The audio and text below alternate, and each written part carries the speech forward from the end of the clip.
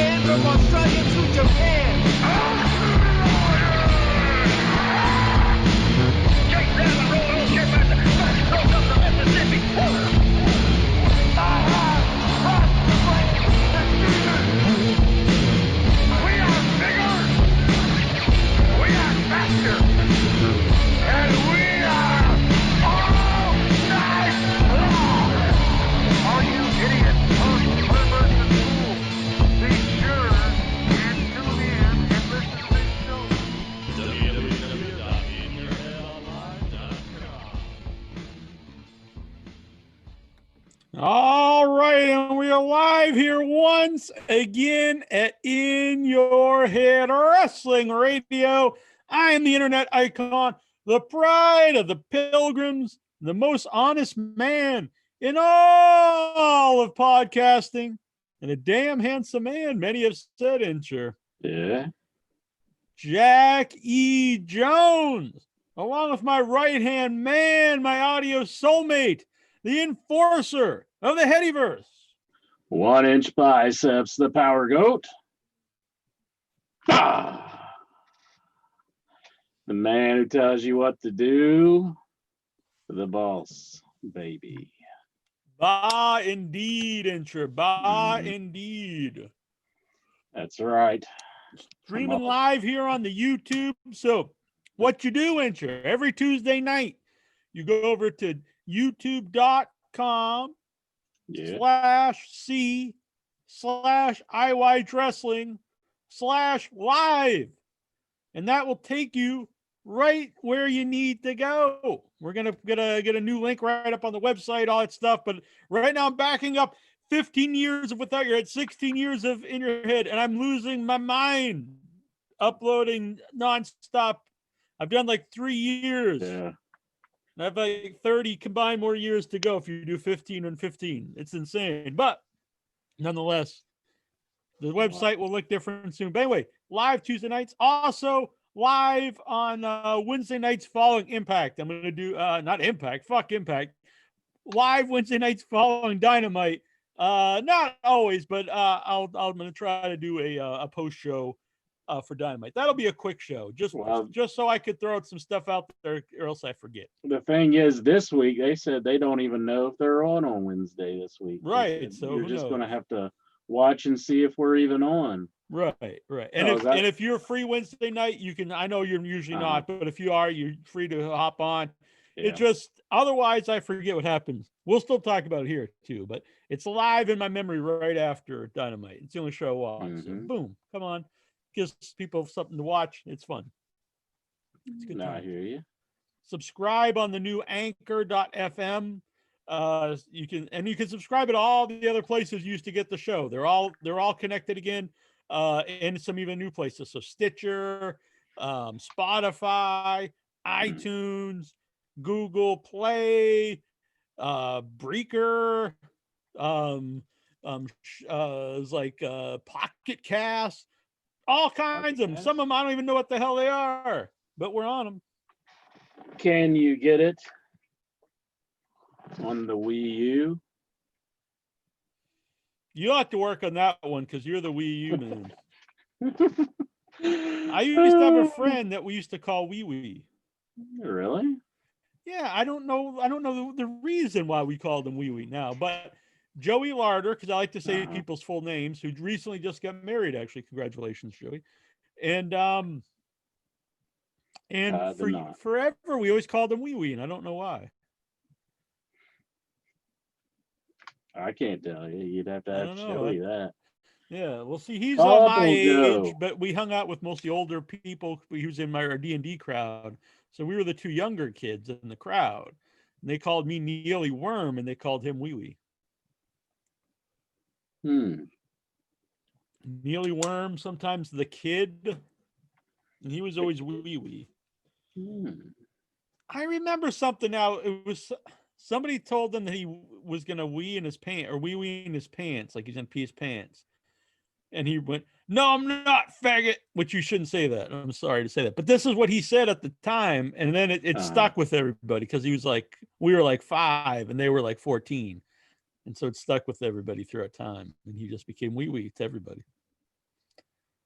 Oh my. Fascinating story. But there you go. Maybe I'll get him to zoom in at some point. Get him to zoom in. We got to get to the, we got to figure out this story because.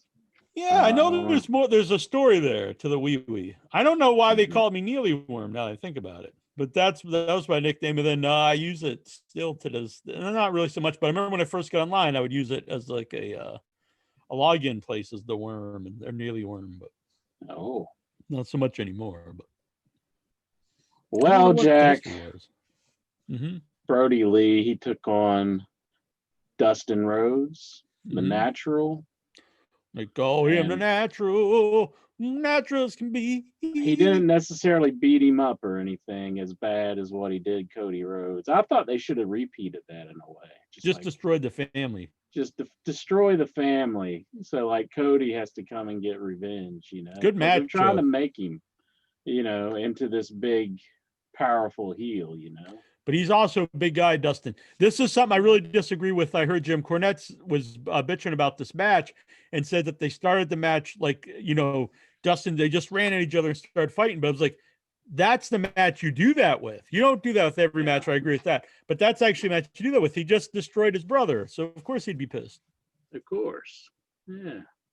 I like this. This was a good, hard-hitting, physical matchup between two big dudes. And the thing was, they were like, Cody Rhodes has a special message after the show. I did not like this. Yes. And you're like, well, he's going to say something about him getting beat up or something, but no, he was only promoting a game show that he's like a host or whatever. I don't know what you call. They have a lot of these shows. They're like poor man's American Gladiators, where they're like obstacle course type shows. Yeah, kind of like Rock that. was hosting one for a little while. Is he a panel of judges? Is that what he is? He's one. I have no idea. I saw like the first 15 seconds of that, and I was like, this is not interesting to me. So, boom. I saw Snoop Dogg was in there, so Snoop Doggy Dogg and I saw the host. He's this guy that on Facebook constantly tells me to like. I don't know who the guy is. He's like some comedian. The person himself is telling you to like him. Yeah, Facebook all the time. They always send me these things, and I hide it, and like don't see any more of this guy. I don't, and it's not that I don't like him. I just don't know who he is, and it annoys me because they're just telling me I love this guy. They somehow figure their way around it, like you saying that you just trying to ignore it, and they're like, yeah, they just keep telling me, yeah, Facebook recommends this guy, Brian Kreischer or something. And he's like always standing there with like no shirt on. He's kind of a fat, hairy dude. And that's fine. I mean, maybe he's a hilarious comedian. I don't know. Yeah. But I'm just like, oh, God, this annoys me. Just keep, and I, hit hide and stuff. And it just keeps coming. I don't know what the hell the deal is. Beats me, my man. You must be in tight with the Facebook. That's probably how I got this gig. He just calls up Zuckerberg or TNT was probably like, who should we get for a host for this show? And every time they log into Facebook, they're like, get this guy. They're like, I guess we gotta do it. We have to give in to their demands. He's going to be our host for the show that Cody Rhodes is on. I just bought this shirt, by the way. Actually, I lied. I didn't buy it. My mommy bought it for me. 13, baby. Was that 13? Or was that 14? She bought it because this was the last WrestleMania I was at last. I think. Well, no, we've been to last pay-per-view probably that I was with my mom. It was me, my mom, our brother, our uncle. Maybe that's it. We all went to Boston. It was right at the boom period. This was when Austin beat Michaels for the title. Mike Tyson was the referee. The tickets used to be tickets were cheap to things. We used to go to all kinds of live shows because tickets, you could get tickets for $20. And I remember getting up early to order tickets for WrestleMania. And it used to be you just order and they would give you the best available tickets. Because, there wasn't necessarily huge, not like today where things are so much different. And it was like, okay, sir, that'll be, $3,000. I was like, holy fuck. Because I'm like, I was like, how old was I then? That would have been, I was in my either like early 20s or teens. So I'm like, holy shit, I'm not paying, $3,000 for tickets. Since I was like, would you do anything cheaper? And they were like, oh, well, yeah, we got, so I got the, way up in the top, but they were like, reasonable. But I want to pay like $800 a ticket. Well, so we got there though. And I was real quick before I get to him, sorry, outside, there's a last, I don't see this anymore either. They were selling bootleg shirts out of a garbage bag in the parking lot. Just a dude. And the shirts look way better than the WWE shirt. So I bought one and I wore it for years. I think I gave it away on the prize wheel or I still have it, but it would be way too big for me now. But it was Michaels and Austin facing off. And then it has Mike Tyson right between them. But I don't have that shirt anymore. But this is still pretty cool. Oh, excellent. Well, I would like to apologize for not being here last week, but I just want to tell everybody that I was pretty much beside the site of WrestleMania 3. I was in Pontiac, Michigan. Really? Did you go hang out? Not really. I was just there to get some stuff and get out of there. My dad. Did you body slam your dad? You're like, take this, Andre. We were going for car parts and we were there. And as we were taking the doors off, because my dad needs some doors, drove all the way up there because we couldn't find these damn doors anywhere. So I was talking to the fellas and I did mention, I was like, this is where WrestleMania 3 happened. And they're just like, oh, what a dork. 93,000 people. But they're like, oh yeah, that was here. Because they were talking about movies that were being filmed there. And I was like, WrestleMania 3. Tell them, hey, dorks. And I was like, they tore down the Silver Dome though, didn't they? And they're like, yeah, it's gone. No Silver Dome. You should have well, maybe you don't want to slam your dad, but maybe your dad should have slammed you. Like you should have recreated it. Yeah. But I'm not a giant though. My dad would be the giant. I'm no Hulk Hogan though. He'd maybe not take the bump, but at least pick him up and took it. That would have been a good picture. You like holding your dad up like for a body slam. That, or we could have did Macho Man and Randy Savage. Because they say that's the one that stole. I'm calling up Al Snow. He's gonna be pissed. He's like, that is not the greatest match. Al Snow is on the his soapbox screaming that's not the best match ever. Oh yeah, you never heard him bitch about it? No, I missed that. He always bitches. But that or Atundi Mountain. The IWC nerd, the marks will say that's the greatest match, but it's not the greatest match. It's Hulk Hogan versus Andre because it drew the money. He's all about the money. But I mean, along that theory, then like Al Snow never was anything. I mean, he's like the shits because he never drew no money. Maybe he knows it and he just doesn't want to say it. Maybe also along those lines, Transformers, the greatest film of all time. Yeah, they did mention that it was up there. They were talking about one of the Avengers was filmed up there. But I see what you're saying. You're saying, if it's just money wise, money. Is it the greatest film ever made? No, I don't even know it's the number one moneymaker anymore. I think everybody who listens to the program, they know that Spaceballs is the best movie ever made. I saw you sold it, but a friend of mine on Facebook was wearing a Spaceballs mask, and I was like, oh, this must be a buddy of Inch's. Oh, I didn't see that. What kind of mask was it? Was it like the a mask, to wear during COVID, but it had Spaceballs across it. Oh, cool. I was like, holy Spaceballs, the shit. COVID mask. Yeah. That was kind of the thing in the movie, like where they were talking about advertising. They predicted COVID? No, I was merchandising. like, holy like shit. because Mel they had Brooks, space, he's like, they had I know, Spaceballs and 2020. toilet paper and stuff like that. Right. Yeah.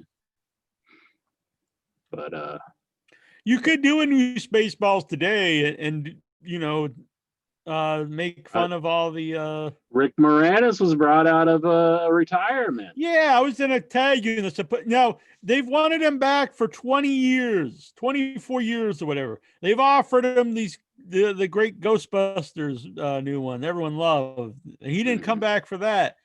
He didn't come back for all these things and then what's he come back for? A TV commercial. I think he's about to start doing more stuff. When you wait though, like Joe Pesci comes back, he's like, all right, I'm finally going to make another movie, but it's with Robert De Niro.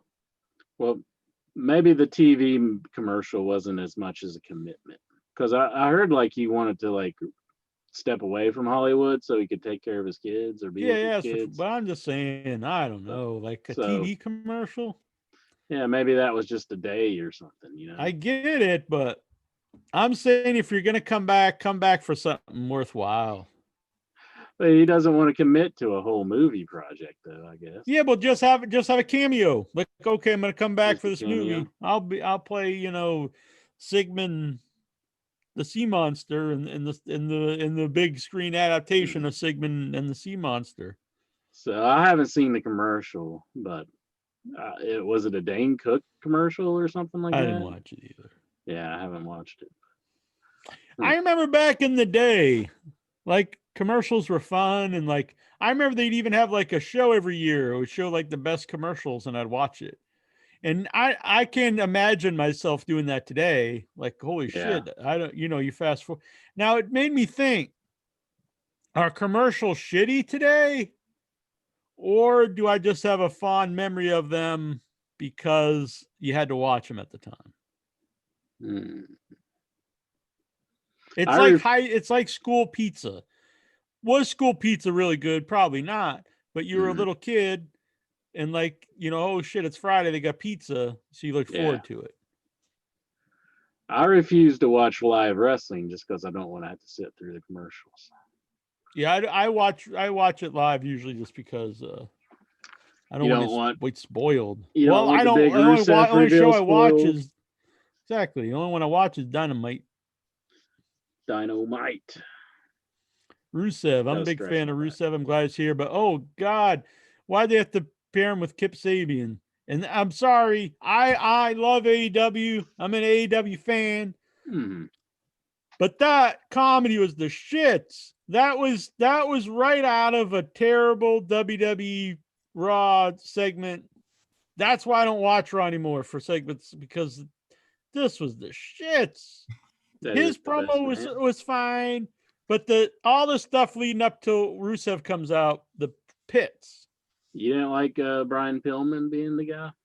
No, that was terrible, because Brian Pillman has much more star power than the guy that they're pushing. Kip Sabian's a bum. They make Brian Pillman look like a total loser when he's got more charisma, more ability. He's got more upside than the guy that they're trying to tell you is a star, and they're pairing with one of the best modern day wrestlers that they just got from WWE that's been misused for years. And they finally get this guy like, this is our chance. It's his chance to shine. Let's pair him with this bum. Yeah, he kind of outshined Kip Sabian and kind of. Oh yeah, and even if he just comes out and like, oh, this guy, I thought maybe they're going to do something with him, but no. He's like, why is he treated like a total bum? And they push Kip Sabian. Happy birthday, Penelope Ford.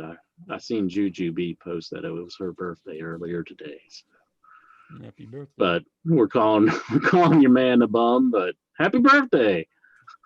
But she's cool. But Yeah, that was a little strange of a pairing. I knew that Rusev was going to be on Were the you show. laughing your ass off at like Puffy the No, Fat Man not and stuff? really. This stuff was terrible. No, but I knew Rusev was going to be on the show, but I didn't know at what point. So it did like legitimately surprise me that he was the best man whenever he came out. I was like, oh, I expected Rusev to be at the end of the show. When something's revealed and I already know about it, and it's like towards the middle of the show, I'm kind of happy because like I know I got the rest of the show where I don't know what's going to happen. So I was kind of happy in a way for that, but it did. That's why I watch a live intro. Then I don't know. Yeah. I ain't reading the sheets. I always used to joke I'm not reading these dirty sheets, but there's an actual like website called the Dirty Sheets now. That's like an awful name. The Dirty Sheets. The Dirty. That sounds so lame. What do you think? The Dirty Sheets? There's like a website for anything you like could say, like if you just said like. I mean, it's not dirty about like filthy sheets that Miss like, Destiny would have on her bed. It's a wrestling thing. It's playing off the dirt sheet, but the dirt sheet's probably taken, so they called it the Dirty Sheets. But that just her sheets are normally new though, Jack. She's always buying new pairs, so they're probably clean. True. She's probably really anti dirty sheets. Maybe she's all the time talking about them. Get this today. Well, I get this the other day. What's that? Is that an ice scraper? It looks like one, right? But doesn't it? But it's a little tiny scratch ticket scratcher. Oh, that says Mass Lottery on it.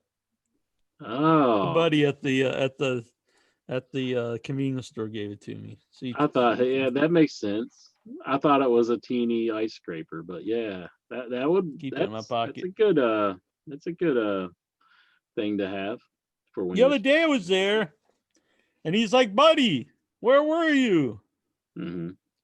Like, I waited for you all day. You didn't come in, and that's nice and all, but makes me feel weird. Like this guy, like if I don't go to the convenience store one day, like he's gonna get worried about me. I didn't go today either, so he's probably wondering what's happening.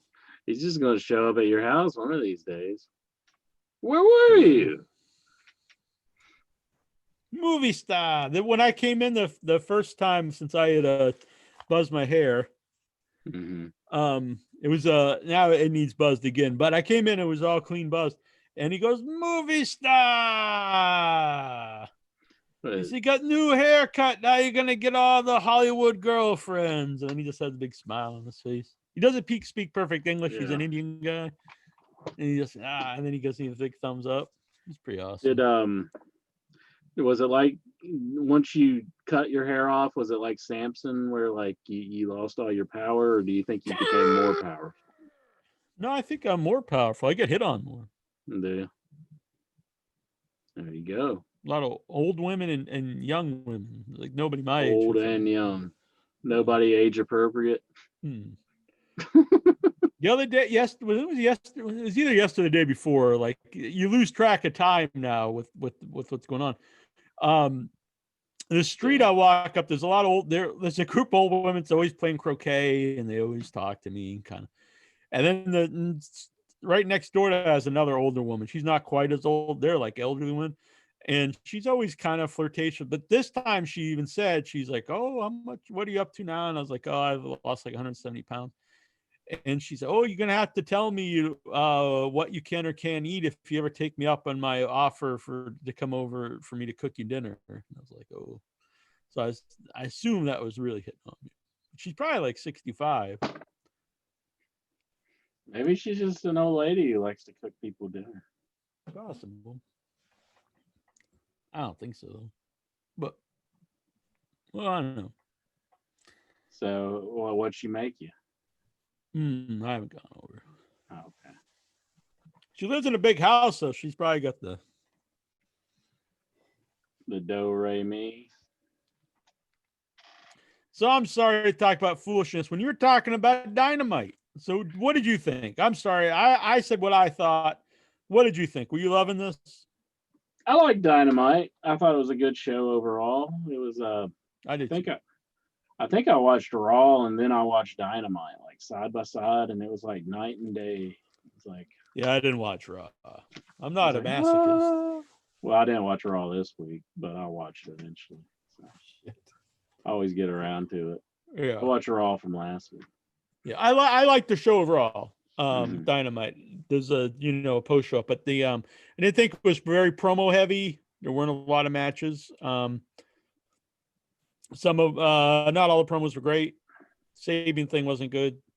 I'm glad Rusev is there though. I'm a big Rusev fan.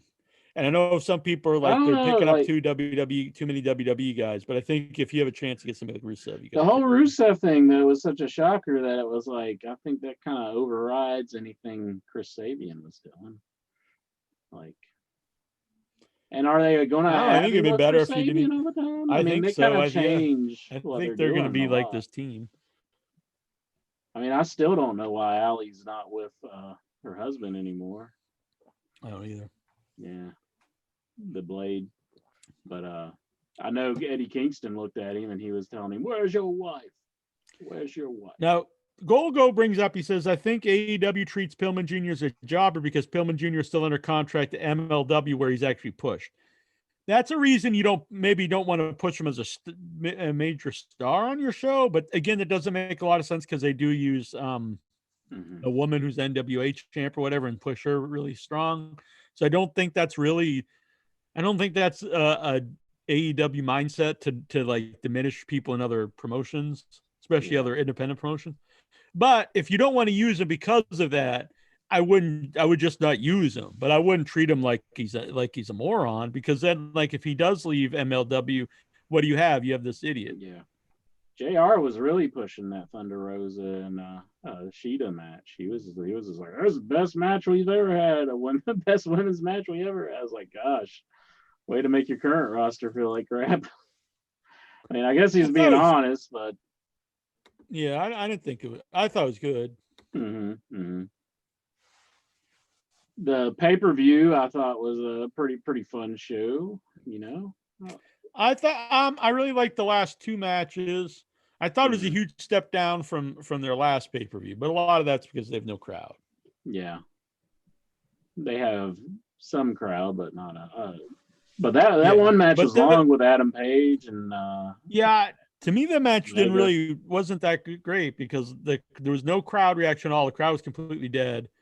And you had this really long match with no crowd reaction. I think if that was in front of their normal crowd, it probably would have blew the roof off the place. So what does the FTR got on Adam Page? Why is he messing up the Young Bucks and making it like he's alluding that there's something else going on here? Oh, there's some pushing and pulling. I wasn't going there. Why you got to go there? I mean, you think that's what it is? Could be. That would be unexpected. It would be. It's like Brokeback Mountain. Brokeback Adam Page. It's a good movie. Yeah. I never really watched. Depressing. Is it? Depressing, eh? Yeah. Love affair that can never be. Simon Phoenix says no crowd equals wrestling sucks. I mean, we've been saying that for months, but I do think overall AEW does a better job without the crowd. Yeah, which they do have a little bit of people, up in the stands and stuff, and then they got the wrestlers around the ring. Yeah. Was there anything else? Because I talked about last week, sorry, but is there anything else you want to say about the pay-per-view? I really liked the Mimosa Mayhem match. I thought it was they really built well to the finish of the match. Yeah, it was a good finish where Adam Page, not Adam Page, Jericho. but Orange Cassidy did the Superman punch into the... I actually like that finish for Orange Cassidy too. Because it's a move he can hit on anybody. Yeah. Most definitely. I like Orange Cassidy. It's a good dude. My favorite wrestler to watch in wrestling right now.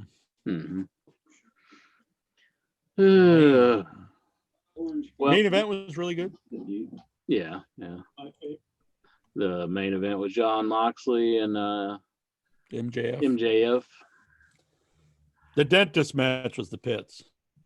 I think I actually kind of skipped through that one a little bit, but it looked like it was all within her office. They were like, yeah, it fighting. was a really bad WWE style comedy match. Do you think they're doing match. that to protect Britt? Like maybe Britt's Yeah, from not all understand, she healed. was still hurt, so couldn't do a match. I would have just maybe not just that done anything, but to me, that was just god awful stuff.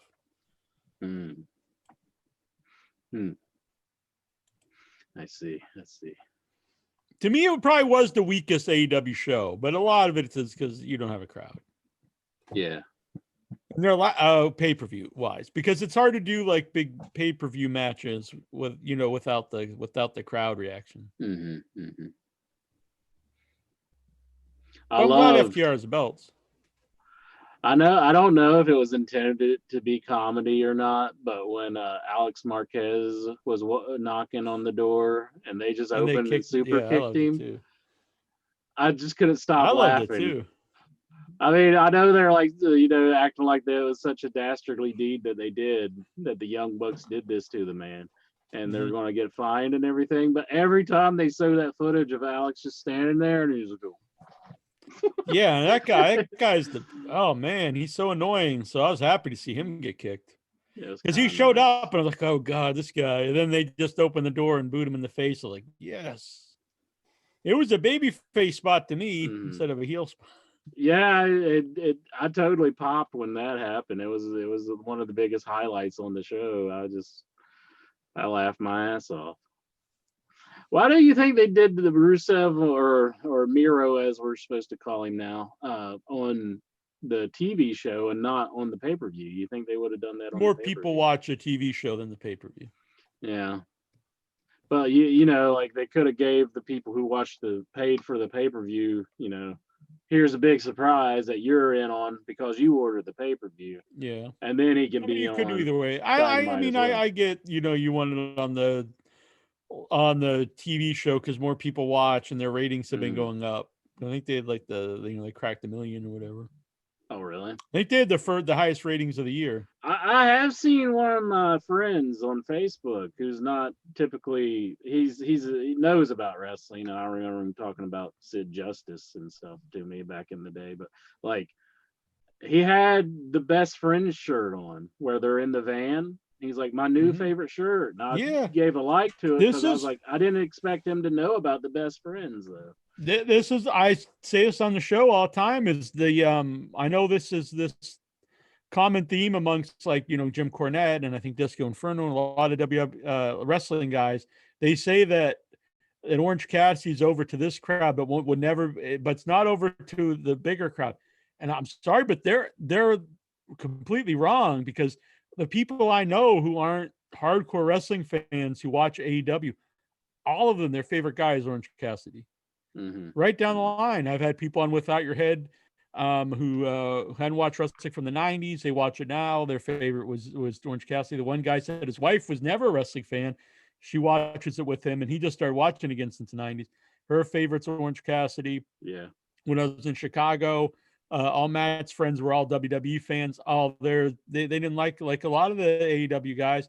They all liked Orange Cassidy. He's a guy who appeals to an audience outside of the hardcore wrestling fan. So, and another thing is, I always think like Jim Cornette talks about that, and I'm always thinking like, how would he know what normal people like though? Like he is like the epitome of the wrestling bubble. His entire life is wrestling. How would he know what a normal person in 2020? How would he know what appeals to them? Yeah, he would be like he would be so out of like touch. I think in his mind, everyone is like, a Klansman from like the hills or something. But, this isn't, this isn't like Smoky Mountain back in the day. And Sonny Kiss is the same way. He's like, I don't think he's as big as Orange Cassidy, but a big thing today there's a lot of shows out there that are very popular about drag queens, and they've actually become mainstream. So I think Sonny Kiss actually appeals to this audience. It's a thing, and not just like, it's not this weird niche thing that people know about. It's a thing that, my mom watches those shows. My brother watches those shows. I know I have people on the horror show. Like a lot of people watch these shows. They're big. They're very popular shows. And then you have this guy that actually appeals to that audience. Mm-hmm. Most definitely. Every time Sunny Kiss is on, I'm always entertained. As far I am as, too. as far as I what's actually going think on they the have a show. star there. A lot Yeah. of personality, a lot of charisma. Oh, I think they have a lot of people in AEW that has a lot of personality, and they got a lot of good things going for them right now.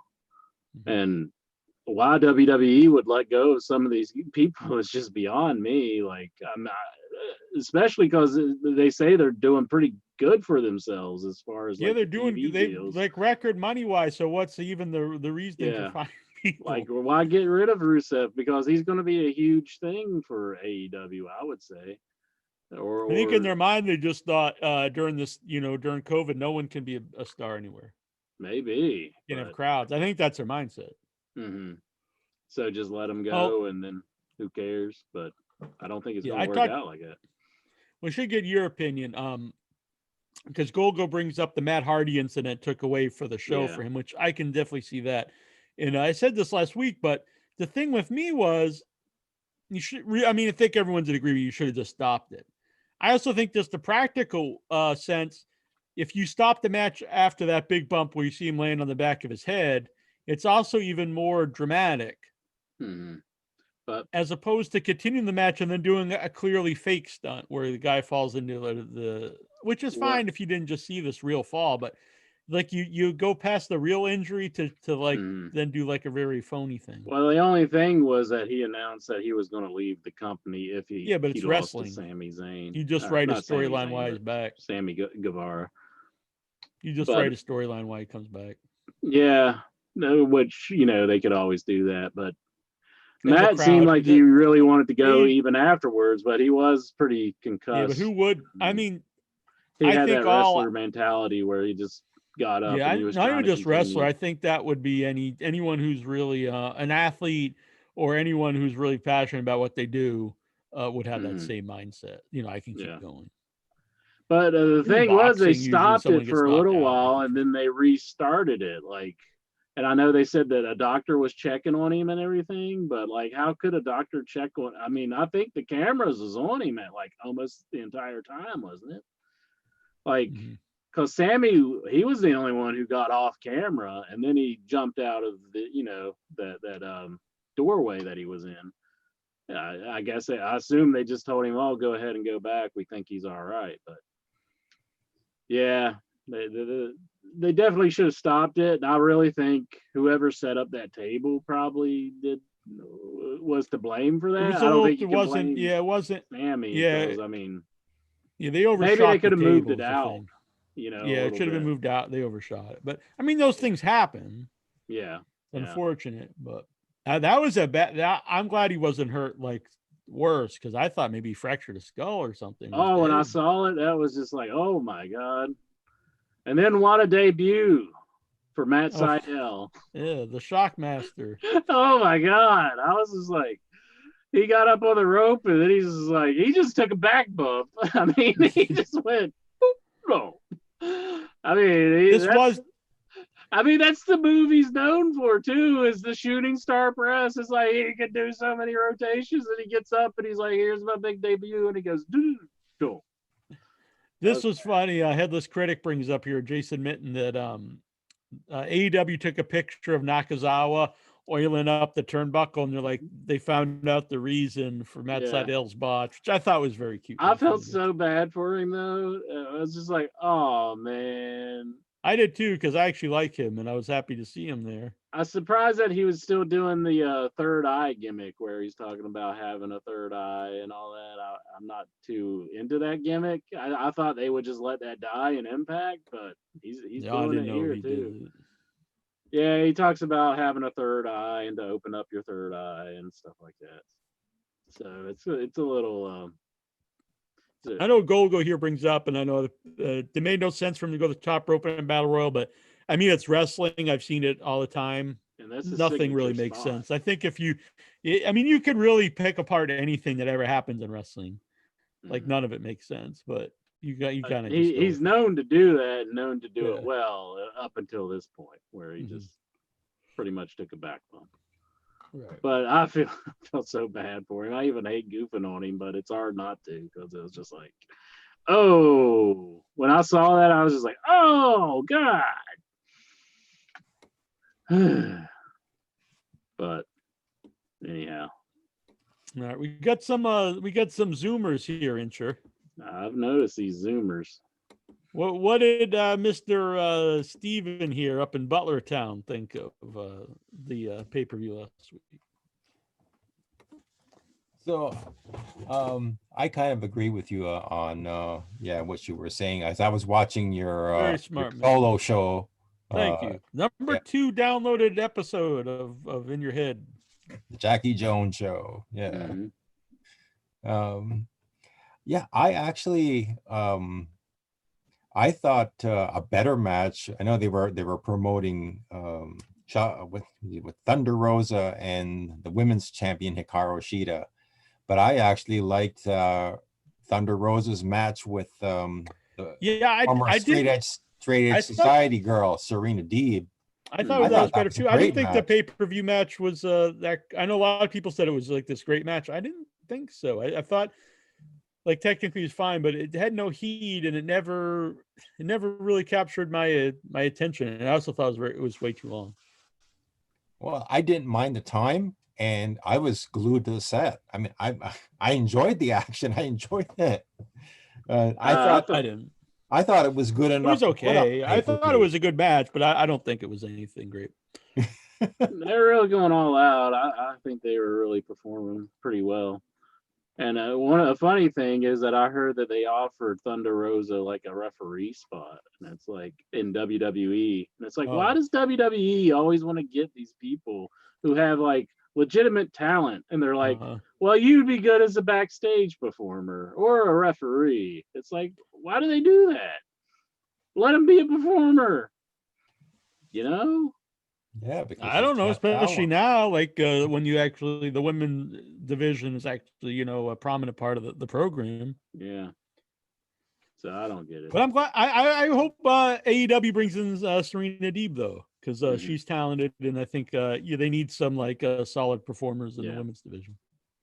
So it looks a lot different now, Yeah, she doesn't have her head shaved. Yeah, that helps. Yeah, made it look a lot better. It's nice when you can like let your hair grow and it actually comes back. It doesn't work that way for me. How do you know? Have you done it lately? Oh, I always grow it out a little before I shave it. I shaved today, and I'm bald as all hell up here. There's nothing shiny. You could get a wig. What if he just popped up on the show? So let's fast forward to like 5 years from now when I'm sitting here with my wig on and Jack's like, I always told you to just get a wig and now you do it. Now you seem happier. Probably will happen. But I know like Lexar or somebody would come in my room and just rip it off my head. And I'm like, oh, maybe get hair plugs. Oh my God, that looks so fucking brutal. Like, they like take little like slivers out of your head and then they implant. Oh my God! When I saw that, I was like, no way. That just there's no reason I would do that just to have hair. I mean, it looked awful. I've seen the pictures online and it's like, ew. What do you think? Lexar? You think Incher continues shaves the head, or do you think he should get a wig? I think just like a couple weeks ago, like Incher should go hair, just the beard. Go the beard. Yeah. Oh, all right, yeah. That's a running theme. A lot of people think that was Incher's best performance when he had the beard on the show. Mm-hmm. Which people are saying this, Jack? That was my best performance. The Song Man, the Song Man. Who else? Lexar here. Lexar, come on. I mean, Jason Mitten. He works for the chat CBS room. Sports. Jason Mitten in the chat room. Jason Mitten in the chat room. He just said, "Bearded Incher is the man." They're like saying it's like Becky Lynch level, I guess. Really? Yeah. Well, maybe Bearded Incher should get pregnant and go be a mom. Woo! I hope not. I might be in trouble. Yeah, it might. Boy, that would be strange. That's a Hitless movie critic in says itself. Songman is a bearded incher, Mark. Yeah, he is. The We hell need a with bearded Songman. incher shirt. That would be a good shirt for this in your head shop. Uh-huh. The bearded incher. Yeah, if that was like the #1 seller, I just think I'd have to hang it up. I'm like, I'm done. Stick a fork in me. You all want bearded incher, you can have bearded incher. This What do you incher think, will though? go just Well, do something else. you could grow a beard. I don't want a beard. I don't like beards. When it gets like as long as it was last time I was on, it starts to really annoy me, and I got to get rid of it. But once it gets past that, then you'd be like, yeah. It just feels dirty to me. You should grow Feels like a big, it's like big E. like. coli growing in my beard. You should grow like a big giant. Wait till it gets like past your belly button, and then make up your mind. No. You look like the Boogie Woogie Man. Get like a Boogie Woogie Man style beard. Nah, I don't need a beard. No beards for me. How about a merkin? Merkin? That's like pubic hair, Jack. What? Why would I need that? I don't know. You And sound it's like a fake pubic hair wig or whatever. Yeah. I did an Why would interview you recently. suggest that? Are you insane or something? I don't know what. I don't know. Are I you thought it just would trying appeal- to tell people that you know what a merkin is, or did I you just thought it think would- I wouldn't know what it was? I thought maybe it would appeal to the Lexar demographic. Lexar, did you even know what a merkin was before I explained what it was? I did an interview recently where the guest was talking about she had to wear a merkin for a movie, and when they glued it on, they had to put like glue up her butthole. She said it wasn't a good, and it was worse taking it off, which I assume because they're ripping the glue off your nether regions and into your taint and into your butt crack. I assume that's not a good feeling. She said it wasn't as well. Yeah, I don't think it would. So these are the kind of gems you can hear on without your head. Most definitely. And what else do you think of this pay-per-view there, Stevie? So I'm watching the end of the Orange Cassidy, Chris Jericho, Mimosa Mayhem match. And I'm thinking, okay, who's going to go in it and how are they going to go in it? And then I see that Jericho is up on the turnbuckle there.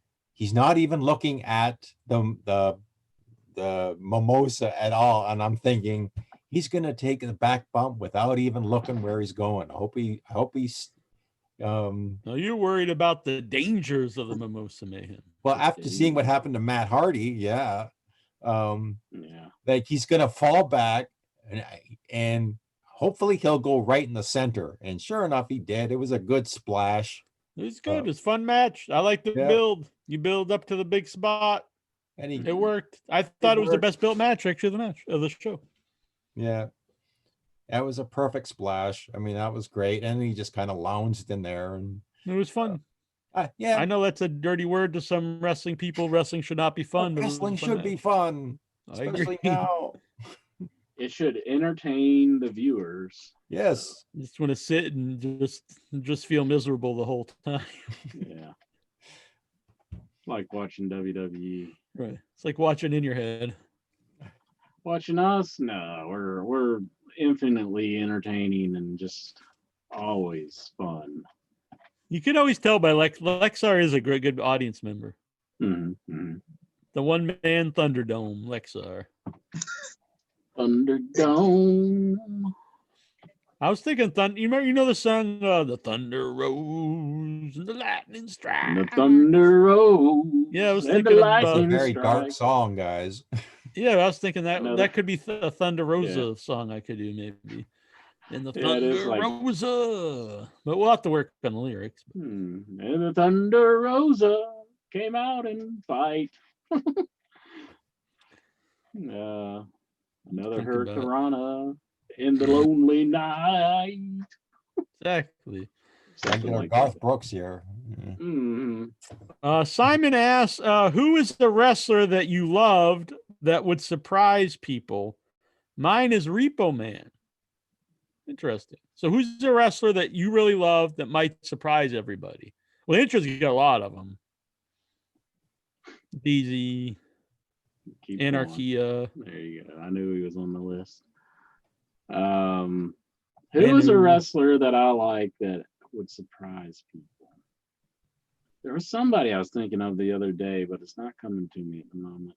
And I was like, people would be surprised if they knew that I like this guy. Rock Shoot. and Roll Buck Zumhoff. No, not him. And you're the one who booked that interview, not me. Right.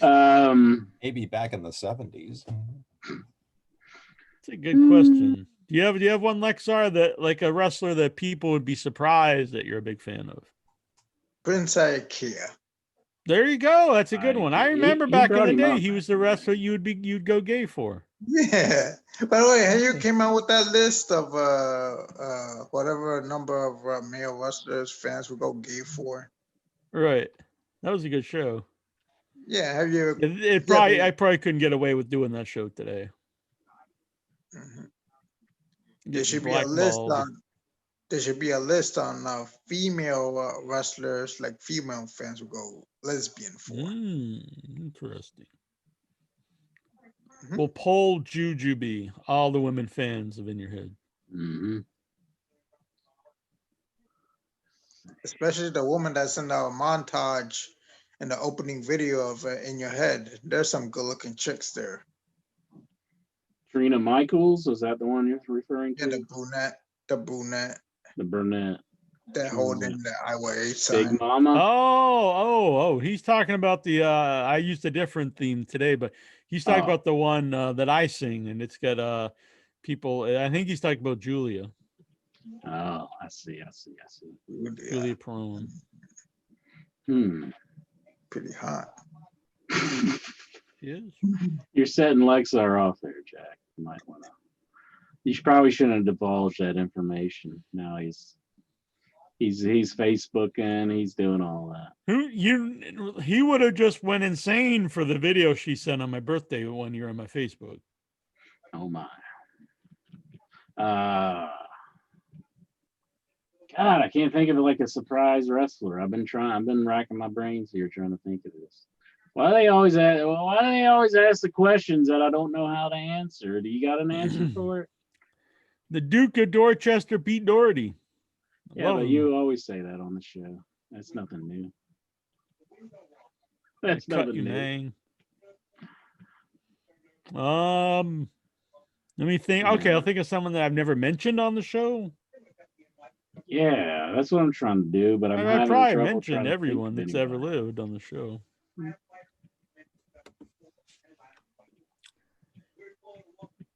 It's a hard question. Dang. Waylon Mercy. Waylon Mercy? That's a good one. I was gonna be in Waylon Mercy's hands. You know what I mean? Oh man, look! ¿Qué pasa? There he is. El Santo. El Santo. What's going on, El Santo? Y'all hear me? A little You're very low, but low. yeah. Pump up the volume. Pump up the volume. Pump up the jam. Hold on, where's the volume? I don't know. What the hell? How do we know? Probably in your settings.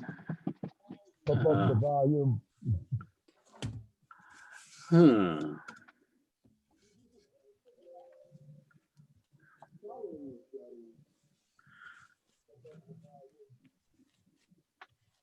I kind of like Matt Riddle.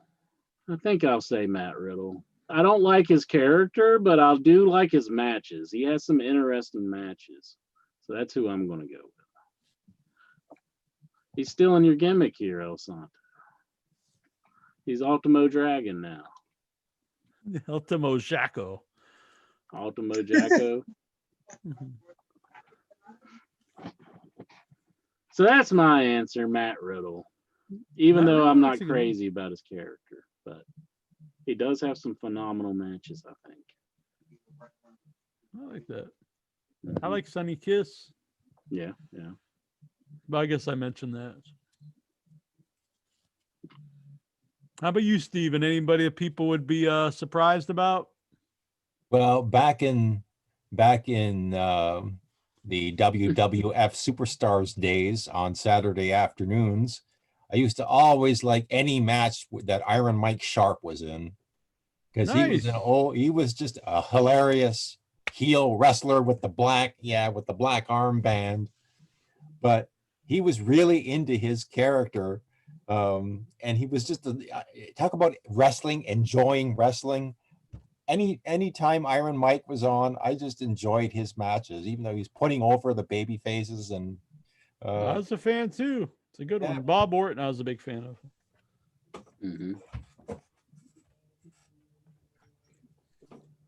Very good answer. I like it. I approve. So what's El Santo been up to? Y'all hear me all right? Yep. Good. Yeah, TNT. Maybe when your mic was closer to your mouth, pull your mic a little bit closer up. It sounded better then. Let's see. Stay closer.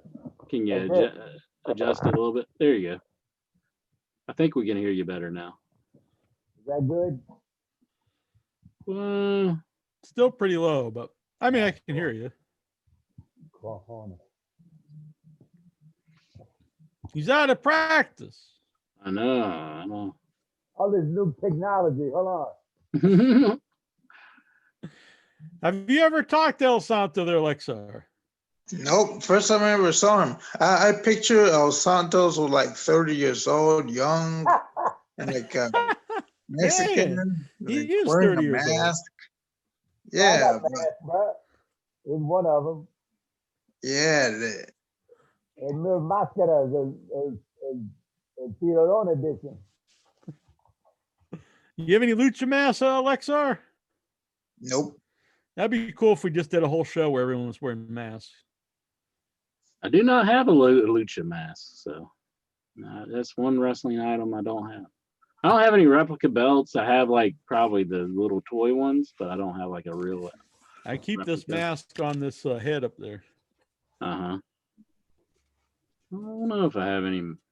Like I got my Michael Myers mask up there. It's probably covered in dust though, and it's like hard to put on. So, Man, so full of excuses. yeah. And especially with the bald head now. I never tried to put it on since I have the bald head. It Yeah, probably mine even fits a lot causes better now more since I've got friction. it. Yeah. I like it. Plus, I don't have a big double chin or anything, so it all fits around better, all around better. I have some other masks up in my room somewhere. I'll get them. Start hosting the show masked. I'll be the new El Santo. New Excalibur. There you go. Mm-hmm. Will he get hot? Look at those masks. It's pretty cool. Yeah, he's got a whole Mask collection. and other medals. Who's that one? Looks like a gorilla. The gorilla. That one right in the middle there. Right. It's like black and it has the gray. Yeah, that's what's from that movie. It's from one of that horror movie. What's that? From Australia. From Australia. Huh. Can't figure the name of. My daughter got that for me. I like it. And he's got all the ribbons and medals from he's running all around town. Mm-hmm. Hold on. I'll show you my favorite one. Hold on. In the chat room, all the famer in the house. Oh my God, it's El Santo, goddamn legend. That's the prime medal there, baby. Oh man, it looks like The 100 miler right there. You should wear that as a belt buckle. I do. I just All right. want to wear those. I don't want to get it messed up, you know. No, I get you. Yeah. Keep it pristine. Mm-hmm. That's the big major title. I don't know if I'm gonna do another one, but we'll see. What was that from?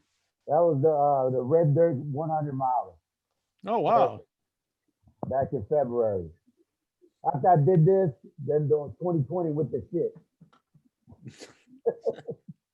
I know the feeling. Yes. I got into the best shape of my life just for the world to go to hell. Hopefully it'll come back one of these days and we'll be able to resume as normal. But All right. we'll see. We got to meet up, Inchman. What for? To give COVID to each other? No, to hang out, have a good time. You probably got the COVID. I The can just look at you and hell? tell. I'm here wanting to reconnect with my audio soulmate, with my friend, with my right hand man. And you're like, oh, you're gonna get me sick and kill me. Like I'm wanting to get back together. That's pretty after bad it's safe. circumstances, isn't it? If you get me sick and kill me.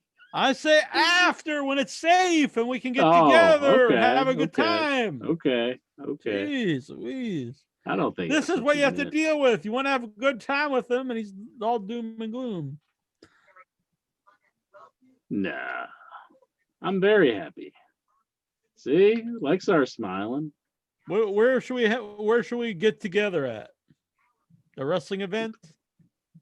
I don't know. I proposed the Chris Jericho cruise and you shot that all to hell. So You're worried about getting sick and then you want to go on a cruise. Well, you said when it's all over. Right? We'll see. Yeah. That's what your heart's set on. Can we recreate like the imagery from Titanic? We can get at the end of the boat.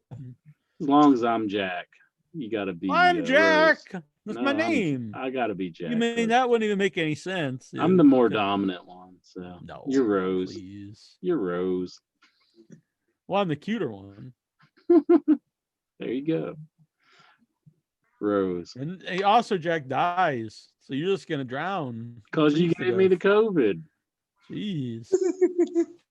But you die happy because you got this. Wouldn't that make you happy if you passed away right when we're together? Kissing Kate Winslet, that makes you happy and you die. No, me. Come on. Kissing Jack, you know. No. What do you think, Lexar? Where should all the Headyverse members get together at? The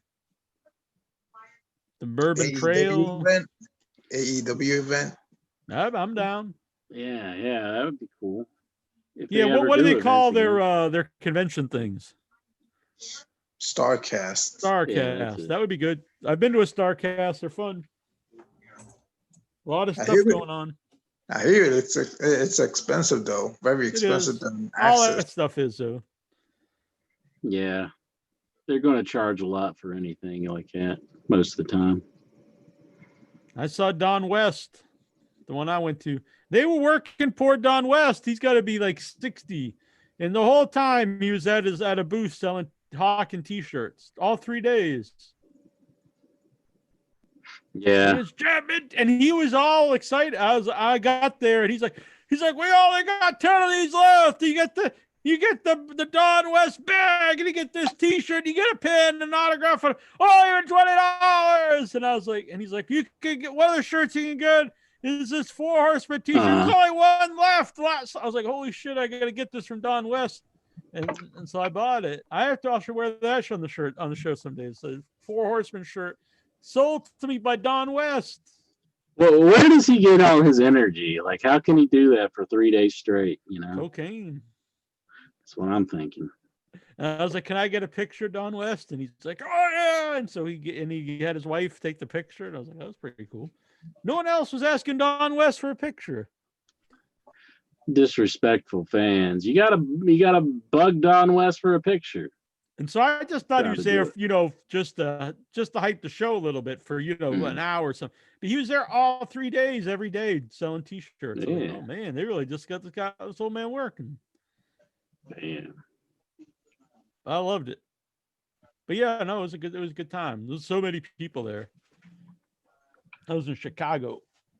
Vic's joined us. How's it going, Vic? Yeah, we've got multiple main event caliber Headyverse Hall of Famers here. Vic Schiavone and El Santo Loco.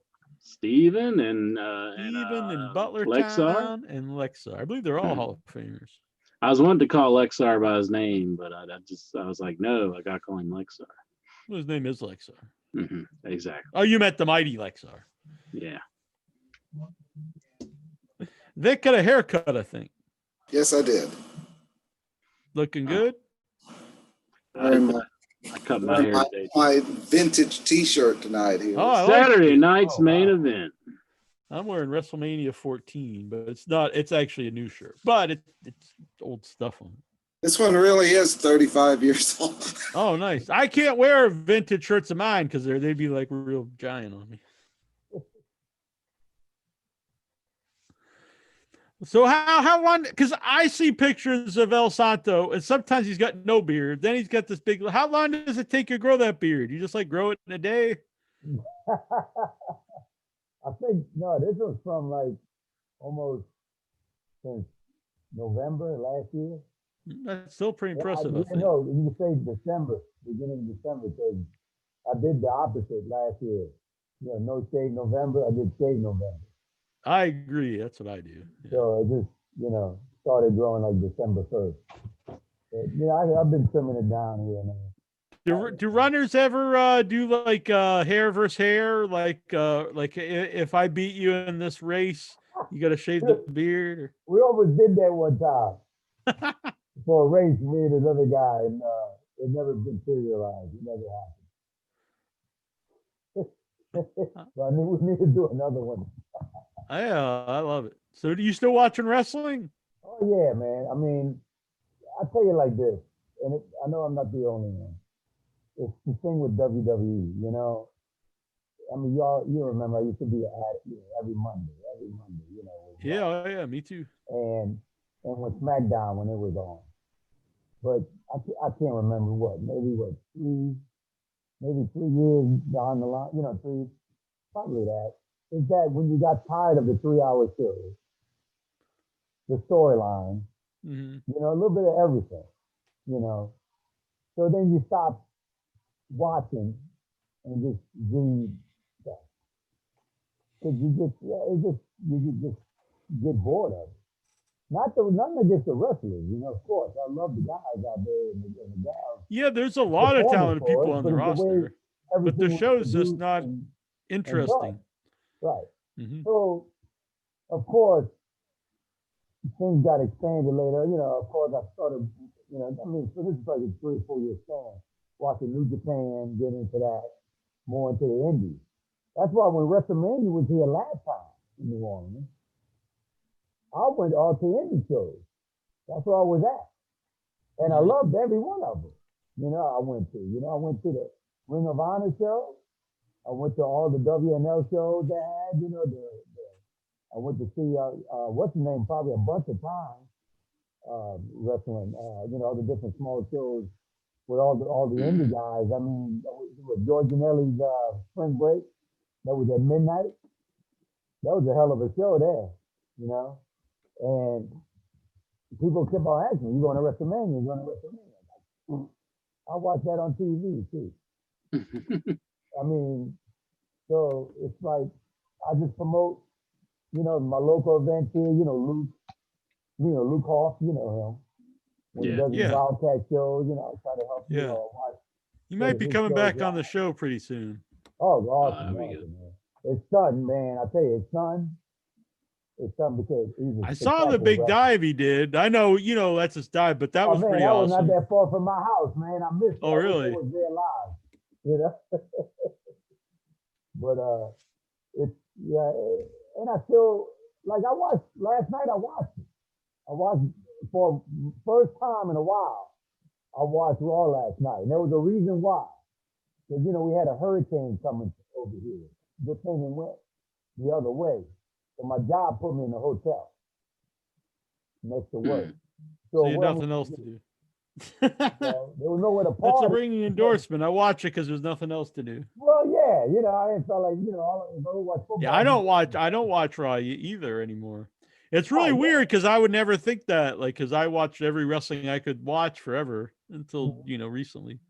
Yeah. And I watched it last night. You know, I don't know if y'all had a chance to talk about it yet. And, you know, it was, you know, I've seen bits and pieces with all the new screens on around. That's okay. But I don't know.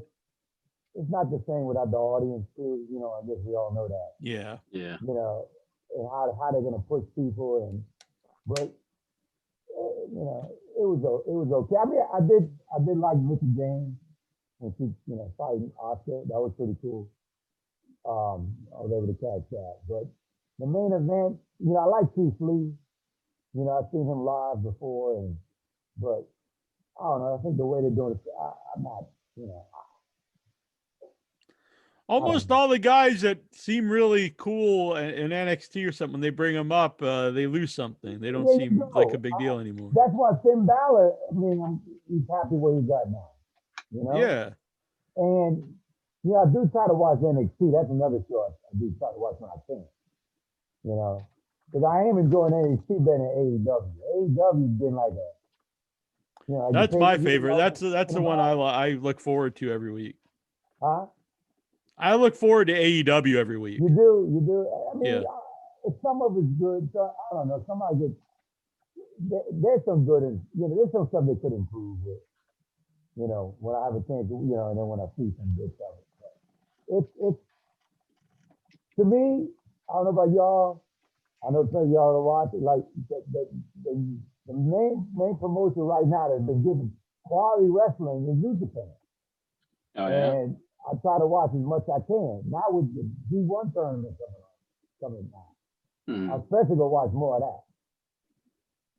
Yeah, that's a big fan of that. But where do you watch New Japan? Like, where can you see it? The New Japan World, I think, is what it is. Yeah. I mean, the quality of matches, you can't beat that. You know, and I love watching it in Japanese too. You know. It's more fun. You don't watch it in English? Huh? Yeah, if I really want to go back to see what they're talking about, I listen to Kevin Kelly. I don't know. Yeah. But just the excitement, I'd rather just be excited. Just listen to the, you know. Yeah, just the way the reactions are, the announcers. It's pretty cool. So that, to me, that's for the quality of matches right now. It's got to be New Japan right now. Excellent. Yeah, I had a subscription for a while, but I canceled it because I just wasn't using it, and it wasn't like I hated it. It was just I was getting so much wrestling from everything else that I watched. Right, and you got to pick and choose what you got to see. You know, like for me with stuff I do and all that, my activity. You know, it's hard to watch AEW unless it's a match I hear about. Oh, you got to watch this match. And same with NXT. You know, like I need to catch up from last week because I heard the Finn Balor match was good. Yeah, when he won the belt. I heard that was a very good match. I got the Impact Plus subscription. You down with that? What do you get with that? Just all the TNA stuff? You get the Impact shows, and then they do some special shows here and there, but, you know. Wrestle House. Yeah, you got to watch some Wrestle House. So I heard someone talking about this. Now, are they like Wrestle House? Is the idea is that people are teleported to another dimension? I think that's the concept. Like they have been teleported to a dimension known as Wrestle House, and they cannot leave. But it's a lot like Beetlejuice. Like when the couple's trying to leave. It's and like you subscribe to this. So it's like the team. Remember NWA was trying to make a show during COVID? During COVID. The Corny Show? Is it something like that? Kinda. I mean, like I think that Romero guy, I think he might be a little proud of Willie. Okay. And that's another thing I was watching too now, that NWA Power. Because it's very simple and short. That I was looking forward to every week when it came out. They're not doing it anymore. And I enjoyed it because it was like the old school when I grew up watching Mid-South with the crowd, studio crowd like that. That was pretty cool. I enjoyed it. And I heard y'all talk about Thunder Rosa. Leave my Thunder Rosa alone. No, I like her. Oh, we weren't complaining about it. I enjoyed her matches. She's got to be one of my favorite female wrestlers right now. Mm-hmm. Yeah, I like her. Not Did because you she's watch Latina. Raw, Lexar? Huh? Yes, I did watch Raw. Each and every Monday I watch Raw. I don't What care were the how bad the highlights? Raw I is. didn't see it. Raw, Steven, what were the highlights of Raw? Well, for me, it was going to be Mickie James taking on Asuka for the Raw Women's title. And it ended kind of in a what the hell happened kind of moment. Because like Oh wow, Santo's cat looks like my cat. A little bit. so the referee just stopped the match, and Mickie James had this look on her face like, what the hell happened? And I'm looking at the TV wondering what the hell just happened, because it didn't look like Mickie James tapped or quit or submitted or did anything. They were in the middle of doing something when suddenly the bell rang, the referee didn't even do anything. And I just thought, what? Yeah, if I'm gonna go on a rant about that, like I was just ticked off basically, because I was enjoying, again, that was a good match, and it just got ruined by a confusing finish that nobody explained. And What did you think of it, Lexar? The referee botched it. I read it online. He botched. It's supposed to be like some type of like a submission move, but referee botched it and called for a bell early. Oh no. But anyway, the Hurt Business got Cedric Alexander now, a new person in the stable. Oh, huh. And I'm not sure because they've been feuding with him for a while now. And what'd they do to get him to join? How'd they persuade him? It's because like it was Cedric, he said. Yeah. I like Cedric Alexander. So when I do watch it, I actually like that group, the Hurt Business. I like the name of it. I like the. I've never really been a big Bobby Lashley fan, but I think this is the best thing he's done in WWE. It seems like I was wrong about my my Raw after midnight. What was it? Raw after dark. It seems like I was wrong about the prediction. I said 4 weeks at the most. I think they're past that now. So yeah, it does seem like it's slacking off a little bit. It doesn't seem like they're doing it as much. So. Hey, look, Songman's here. Look at Songman. Song blue, weeping like a willow. Well, I couldn't be happier than not being at school, because I always miss being on In Your Head with more than one fool, because it's so great to end the night looking so damn cool. Okay, cool. Love it. Do you have a song for the returning El Santo Loco? Well, Santo is once again a radio host, because look at him. He's talking to all the folks and telling them how much he just loves eating toast, because look at him. He's talking to each and every folks. Love it. What did you think of wrestling this week, Songman? Well, just like Steven, like I would say, I'm just glad I didn't even catch the end, because everyone was bitching about that. And then was it like some kind of school job, Steven? Because I didn't, like you said, it was just like some school job or something. It didn't even get to a tap out or a knockout or anything for Mickie.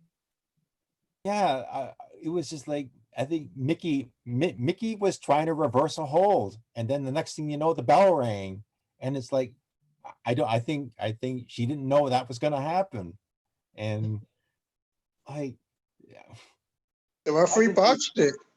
Yeah, he botched the call. Yeah, that's even what I've been seeing like with 2020. Like you were pissed off about before last time with Sasha and Asuka for a fabulous match until the end finisher twice, and then that kind of happens with the era this time with Asuka and Mickie. So what's the deal for 2020's evolution? That's the question I have after what we've been talking about the past couple of months. Evolution, I feel like it's going backwards. Like WWE really hates tag team wrestling. They split up all these teams, and especially the women. The women's teams are like horrendous. I'm not sure there's enough women's tag teams to challenge for a women's tag team championship. That's true because they split up both the Iconics and they also split up Bailey and Sasha. So, are there any tag teams to even have it? Well, it seems like they're trying to get the Riot Squad back together with Ruby Riot and Liv Morgan. Liv Morgan, yeah. There's only 3. So they'd have one. That's 3 teams. 3 teams in all. That's it. Seems like they're operating on a skeleton budget though, anyhow, where it's just like a skeleton crew. I mean, but it's like because they only have a few people on the show, you know. It's like Asuka and then Sasha and Bailey, and like they're on both shows too. So I don't get it. I didn't watch a show, but I read that there was man on women violence during the Hurt. Oh, really? The Hurt group was, there? the closing segment when the Hurt Business decided to take on the Retribution. I was during the main event. Keith Lee takes on Drew McIntyre. Yeah, this was after that. The Hurt Business came out. They decided to take on like about 20 or 30 guys, all in masks, men and women, and they all started fighting. And 4 guys took out 20, and then Drew McIntyre and Keith Lee did swan dives over the top and took out all 30 guys. It was like, talk about how ridiculous the Retribution is. Like, you have like this whole army of guys in black outfits, men and women, and they all get taken out by 2 guys doing swan dives. That's an angle I can't get into because it's just these people that are all just like, you know, none of them stand out. You know, it's just a bunch of faceless people, and they don't do promos. I don't think. Or that was the stupid thing is that after all that happened, what would you do if you've got them all on the ground? You start unmasking them. Yeah, and they just stood there. They stood there. It's just ridiculous. I don't know, Vic. I hear that's very disrespectful to unmask people. Only if you're a lucha. So. Oh, okay. Who did El Santo Loco lose his mask to? Who demasked El Santo Loco? We'll have to get to the bottom of this. I've been so long ago. Maybe his wife. I don't know. What's that? What's that? What were you drinking? Coconut? That's LaCroix. I had the same, but mine's a hibiscus. Oh, good. Cool. But I recommend people, you know, they talk about soda. They can't stop drinking soda. Seltzer. It's got the bubbles just like soda, but ain't got no sugar or anything. And you don't have any artificial sweeteners is worse for you than the sugar. So I say drink the seltzer. We need to get a sponsorship. Yeah, you need one. Intra's drinking the Frosty. He was drinking the Frosty. I think, I kind of just switched to A&W because I think their diet, which I know you're against the diet, but I'm just doing the calories now. And it's 0 calories. And I think it tastes more like A&W than the Frosty tastes like the regular Frosty, because the diet Frosty isn't as good as regular Frosties. But I think am I saying that right? That the diet A&W seems more like the original. I got you. Yeah. I got you. Okay. John, Job's here. He's asking, is Vic chained to the filing cabinet? He looks like he's in an office dungeon. Well, this is my office. I'm working from home. And it's your dungeon. Yeah. It's a Dungeon of Vic Doom. The dungeon of Vic Doom. I like it. That's kind of how I have this set up right now. I get the multiple screens into the show. Any word on Mickie James' injury? I have not heard that she was injured. Jonathan No, I Jackson wasn't said aware. it's literally just like the Dark Order, but it isn't, because the Dark Order actually does have members that you know. You know, Brody Lee does promos and he's a character, and you know they have the masked guys that are interchangeable somewhat, but they also have people that actually do stuff and talk, and you know them by name. Yeah. Now I read something that, I mean, could it be like some NXT guys? I know they named them all. I read, it was something I saw on a post. Any of y'all seen it? Oh, who's the Retribution? Yeah. I heard I don't know, something 'cause like I it's don't some know. NXT guys, but Yeah. Yeah, like one that was Do you like, think? what's his name? I forgot, Keith Lee's girlfriend. Mia Yim. Mia, yeah, her. They said Uh-huh. one of them could have been. Because now I noticed they had females when they did the little. Yeah, the little clips I've seen, you could tell some of them are women. Right. And it's weird because they do have the guys beat up the women sometimes in that. And who's that big guy that Keith Lee fought against in NXT? Ooh, the big guy. Jakovic? Yeah. Yeah, him. Yeah, Donovan One of them, Divakovic. Yeah. I always refer to him as Dijak, what they called him on Ring of Honor. But it's hard to get the Divakovic in my head. But who knows? You know, that could be something to add in the last minute. Yeah, I'm wondering if they're playing those parts now, but I'm wondering if that's who they're going to unmask to be, or if they just need people out there to play them, and then they're going to be someone else. But yeah, I wonder if they even have a payoff planned. Right. Like, yeah, do they know where it's going, or if they're just doing this, and then eventually they'll come up with some idea to how to end it? Because it doesn't seem like, is there really any intrigue to find out who they are? It doesn't. I don't really watch a show, so I don't know. But they talked last night, like they did like a little video type thing, and they talked about being in the performance center. So I guess now you assume, okay, these are NXT guys, or these are guys who didn't make it, or like I said, I saw the replay of that one clip, and it's okay. So they're supposed to be NXT. So it's Nexus 2 then. Yeah. Nexus 2 Electric Boogaloo. Yeah. I'm just really curious and worried of what they're going to be doing next to Keith Lee, because Vic and I talked about this, what happened in the beginning with the matches going less than 5 minutes with Randy Orton, like that victory, and they said nothing was planned yet for him. And look what they did to his ring attire and his music. That's what I'm really worried about after getting caught up this quick and getting ruined this quick. Yeah, I mean, he had so many people could say about them have big buzz, and then they go up to the main show and they're just another guy. Yeah. It was just strange because they had a stipulation with Keith Lee, and it's weird to even say though the main show, because NXT's kind of just as big now. I mean, they're on national TV, so is it really going to the main show at this point? Yeah. I kind guess of just going to another show as opposed to the main show. They just have to say it because Vince is in control of that show. So. Like who did he fight in the main event last night?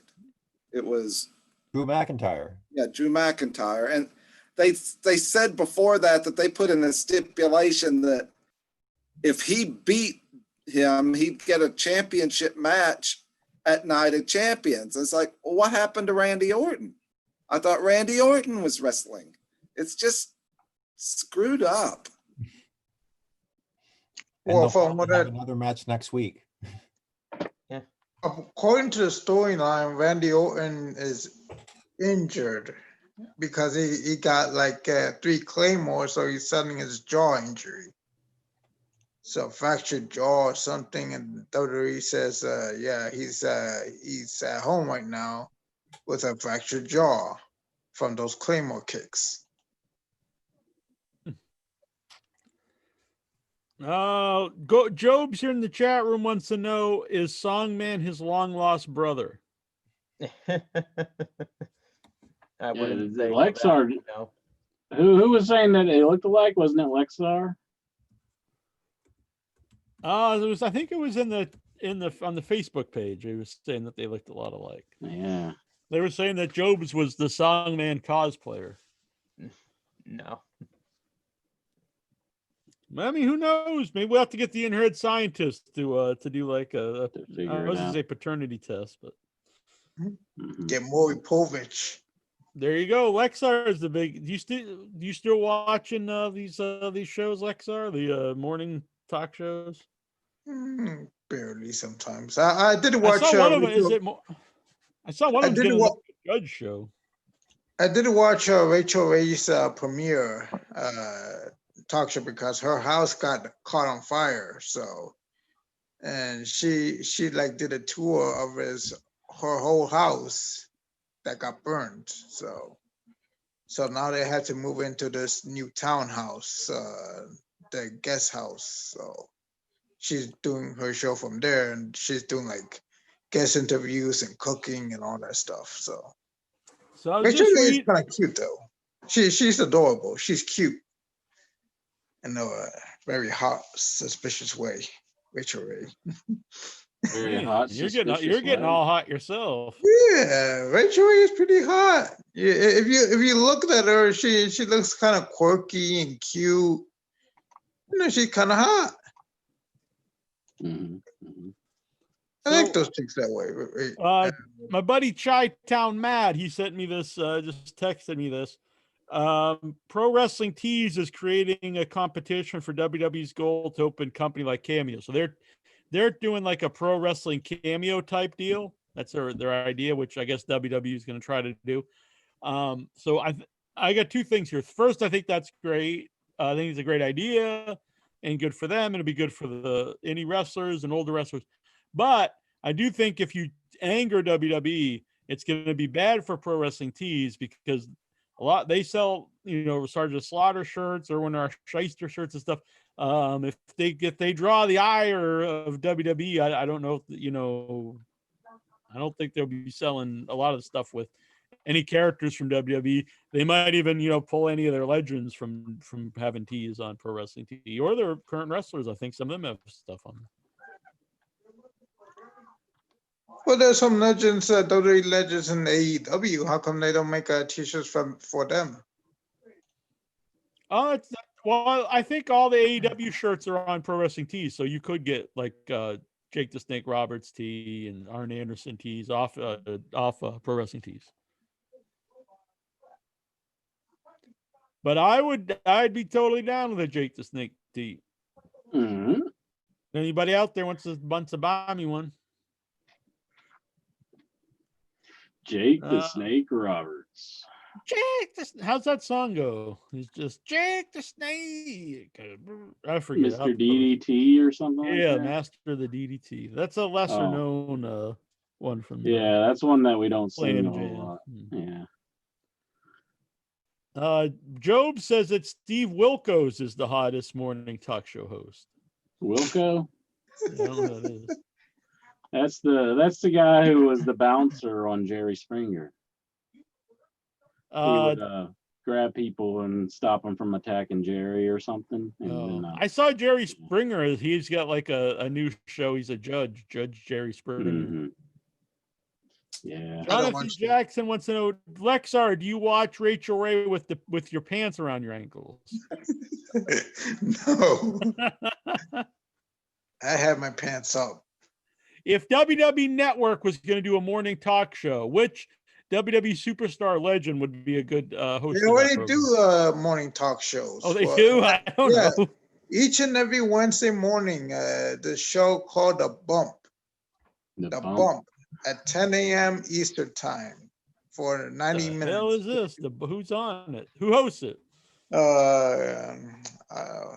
This girl, Kayla Braxton, I think her name is. Ooh. Okay. Well, Renee Young quit, so they gotta get somebody else to do her role. Kayla Braxton and these three other people that you probably don't know of, but they're all look like smarks. Yeah, but they do have. Watch your show, Songman, The Bump. I would check a little clips, but I don't watch it. Yeah. I can't imagine El Santo or Steve's watching this show. They do superstar interviews via Zoom. They do superstar interviews and all that stuff. Every Wednesday morning on WWE Network and YouTube and all of WWE's social media accounts. The bump. The bump. The bump. You loving it? I barely watch it. I don't You're really watching watch Rachel Ray and Maury Povich, but you're not watching the bump. I watched the bump when it first premiered though, and it's like got kind of boring real quick. They were in the studio, and I was noticing all the WWE memorabilia in the background. Right. So that's what I watched the bump for. As they had like a WrestleMania and a Royal Rumble ring apron hanging on the walls. And they have like all these action figures and like WWE microphone like collars and all that stuff, championship belts decorated. And since COVID hit, they had to go to in home studio, so I can't really watch that all the memorabilia that's on the bump studio. So now it's just like Zoom from their homes. I'm checking out the host for the bump. He got some nice bump. The bump. The bump. He got some bumps, man. So do they take bumps on the show? Do they ever just fall down? Or? Oh. They don't show her bump. What a dumb name for a show, the bump. What you gonna do with all that junk inside your trunk? Bump, bump, bump, bump, bump, bump, bump, bump, bump, bump, bump, bump. Do you have a song this week for Incher? Incher always loves your tunes. What provoke him? Out of nowhere, you're like, do you have a song for Incher? I wasn't asking for a song. Yeah, but I could see it in your eyes. Why are you always acting so insane? Because you look like a man that's in lots of pain. Because this isn't the way you treat in your head whenever you're alive as the game. Okay, well that one wasn't too bad. I hope you're not in a lot of pain, though. No, I'm not in a lot of pain. Feeling pretty good. Yeah. We got Trip on the line. Who's this? Hey man, what's up? How you doing? Yeah. Good. Excellent. John invited Hey, me what in is up? here before he started doing his singing. All right. Your song man's promoting in your head, Inch man. Oh, I see. So what's going on? What are you into? Anything wrestling related, mostly old school. John will tell you, I love some old school. Just watching some old stuff from the 80s today with Gorilla Monsoon and Heenan on primetime.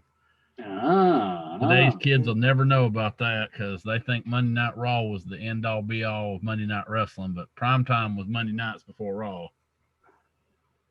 Primetime was pretty awesome back in the days. Oh, I remember watching it on the black and white television with my three brothers. Well, my two brothers. There's three of us all together. Black and white TV. What were you? Black and white 60s. TV. Yeah, we had to, and you had to tune it in and get it all on the right channel.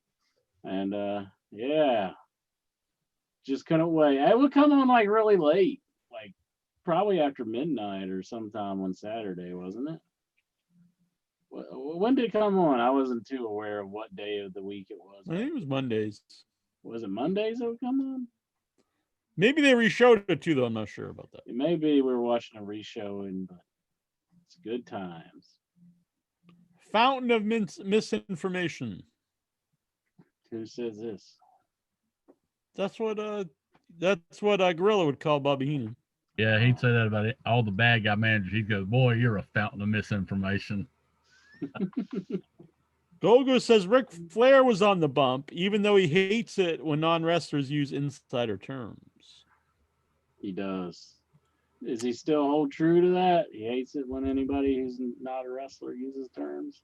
No, I'm going to go up and just call him Mark. We'll find out. Like, you're the biggest mark around, Flair.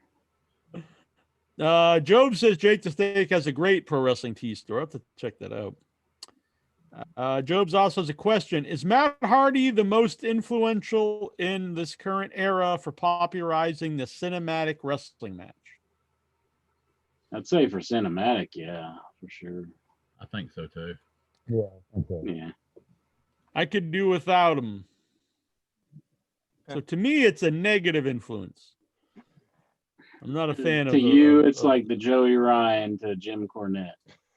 Right. Yeah, I mean, I don't hate him to that level. I don't really hate anybody to that level, but yeah. But I mean, you can make the argument very influential. It seems like they're kind of getting away from the cinematic matches. I know they did the one on the pay-per-view, but besides that, there hasn't been one on the WWE shows for a while. Yeah. They probably take a long time to create because you have to film all that stuff and edit it and score it. Mm-hmm. Seems like a big pain in the ass. Any other topics here before we get to the questions? Yes, I would like to point out that Jeff Hardy has signed a new WWE contract. I think he saw All Out, saw his brother Matt Hardy get injured, and he said he probably just saw them go, here's all the money we're going to give you. And he's like, I'll sign it. Yeah. I heard something like he might bring Willow into WWE. No, they're going to bring his old song, More Than Words. More Than Words. Show how I like Jeff Hardy and guys like him and Randy Orton, but like they've been there for so long and never change. It's just kind of boring. What you do? You know that Extreme song? He said More Than Words. You don't remember that one? It's like they would play it as acoustic little number. You don't remember that? Extreme? Who? Jack? Yeah, come on, Jack. This is the old XPW. The old XPW wrestler. No, that was Supreme. Oh my God! Hold on, I might have that song. Let me see if I can jog their memory. Oh no, we can't play it. We can kind of not sing it, but we can't play it on YouTube. We'll get flagged. Oh! I thought it was a wrestler called Extreme. No. There was one called Supreme. He was with XPW. Yeah. Big bald-headed guy. What's his name? Steve Sharon or something says like that? Extreme with Ted Nugent. Oh, I know Intra's a big Ted Nugent mark. Oh yeah, Ted Nugent. Like he's got that one song, Cat Scratch Fever. That one's pretty good. And then his other tune, Cat Scratch Fever. Fever. He's got Wango Tango. Scratch Fever. He's got the damn Yankees. He was in that band for a while. Got a lot of guns. I know about Ted Nugent. All right, we'll get these questions. Everyone's has free to answer. Vic Schiavone, who do you think is going to win the EWA Hail to the King tournament? How the hell do I? Let me look this up. EWA Hail to the He King posted a tournament. link. So we got Johnny Guns versus Chris Green. What are you doing to us? I'm just having some fun. I said I met the part owner when I went last time, and I told him that's cool. Then. Shout out on In Your Head. So no, I like it. Then that's cool. I like it. That was surreal because it was like going back in time 35 years to wrestling because the fans were going nuts and wanted to take chairs and beat up the wrestlers. And oh, really? So they thought they were like really buying it. And all the main event, all four guys got color. I mean, it was like old time wrestling. Damn. Songman, you ever try to attack a wrestler when you're at a live show? Not to the events I've been to. On the Good. Actually, Tommaso Ciampa actually asked me to hold his opponent when I was in the audience. Oh, really? Before he got signed, so that was a cool one. Oh, that's pretty awesome. There you go. I said I'd give him a shout. Oh, nice. Yeah, I like that. Empire Wrestling Alliance. They sound like good dudes. Give them a shout out here on the show. Nope. I like it. Stevie, you ever get? I mean, you're an old school wrestling fan. So back in your days, you ever get so into it you tried to fight one of the wrestlers? No, but Bloody Bill Scullion almost did a backflip right near me, and I had to get the hell out of the way because they were just brawling outside the ring, and I was sitting there, and I thought they're getting a little too close, and so like all these other guys were running away. I'm still sitting there, and he does somebody gives him a hip toss, and I'm just looking, and I had to get out of there, and they went right into the chairs, and I thought, good Lord, come on, you got ticket paying fans here. It's like, jeez, yeah, you're on. You better get out of the way, otherwise you're gonna get hit by something. So I could see El Santo maybe putting on one of his masks and trying to get in the ring, thinking he's a luchador or something. He'd be all about it.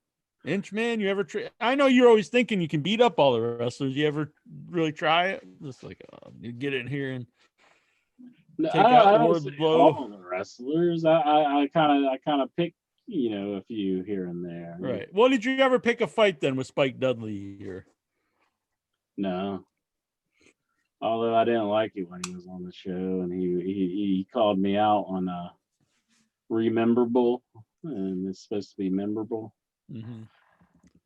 I think that So just you're makes still me holding want to the hit him grudge. even more.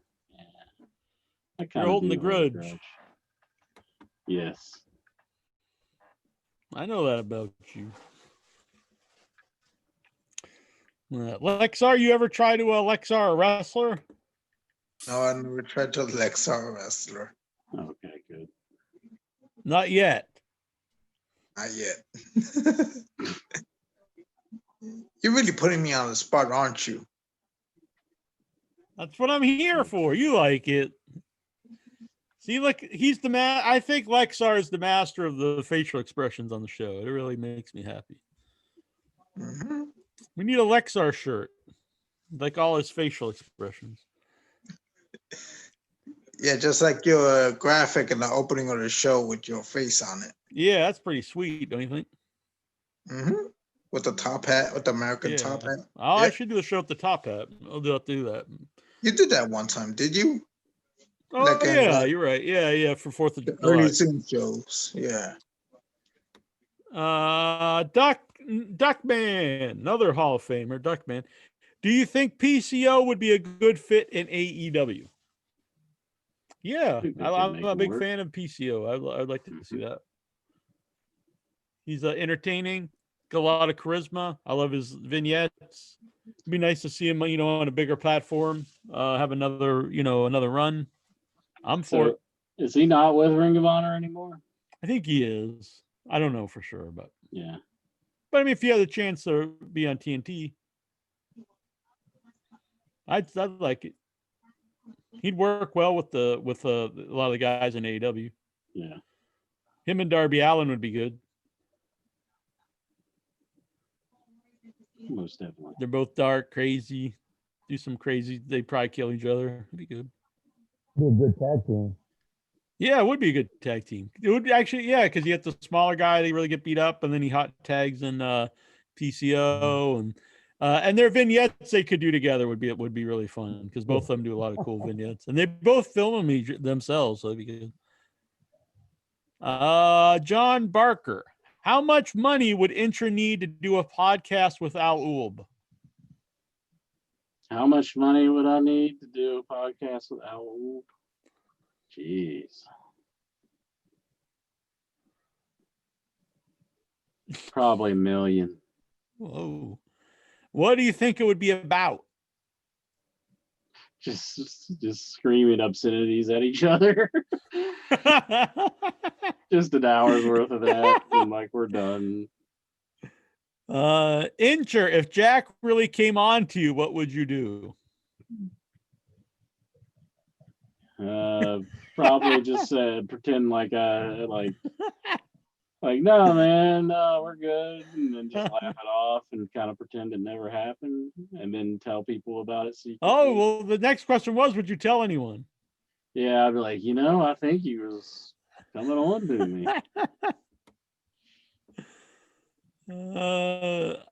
I know Jack played Dungeons and Dragons back in the day, but you guys should check out the AEW D&D show. I did see that recently. That I was actually telling my brother today that he's kind of the job guy that has a D&D themed T-shirt. He's hardly ever on TV, but he does like a D&D Zoom show with a bunch of the guys. Brand Cutler. That'd be cool. Yeah. Didn't he join the Dark Order though? I'm not sure. No. Oh, no. He didn't. I don't think. I saw him in Chicago at the C2E2 show, and he was in line to get autographs by a comic book artist. Oh, cool. Tyler Stevens, if you could book the ultimate Royal Rumble with wrestlers of the past and today, who would be in a 30-man? We each have fifth. Wow. Geez, that's a long one. I mean, Piper and Mr. Perfect. Hogan, Ultimate Steve Warrior, Austin, Andre the Giant, Andre in his prime, Mick Foley. Oh yeah, Andre in his prime. You want some Terry big guys, Funk. I guess. And Terry Funk would be good. Big John Studd. Abraham Lincoln. There you go. George Hackenschmidt. Carl Gotch. Luthez. Farmer Burns. The original Santo. El Santo. There you go. El Santo. Santo. Yeah. Neil Lascaris. Antonio John Inoki. Cena. Giant Baba. There you go. John Cena. Get a modern guy in there. Neil Masters go there and eliminate himself. Brock Lesnar. Brock Lesnar. That's a good one. Or maybe just because Andre the Giant hated the most over him, why not have all his past giants against him because he felt jealous of all the giants that were closer bigger than him? Ellie Giant Gonzalez. Do you The remember Great the Khali? fans? Oh yeah, Great Khali. All of the oddities.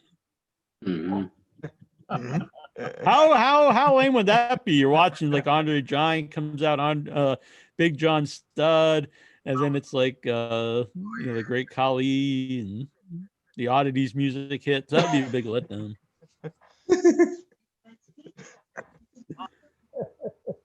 And the Highlanders. Let's see. Can Al Ubin injure? Man, this has come up a lot here. It's a different person. Tyler wants to know, can Al Ubin injure bury the hatchet like Hitman and HBK? I've attempted it several times, but it always seems to fall flat and doesn't really necessarily work out. So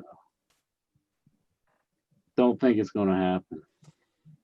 No, it doesn't look so. But no, you can always hope.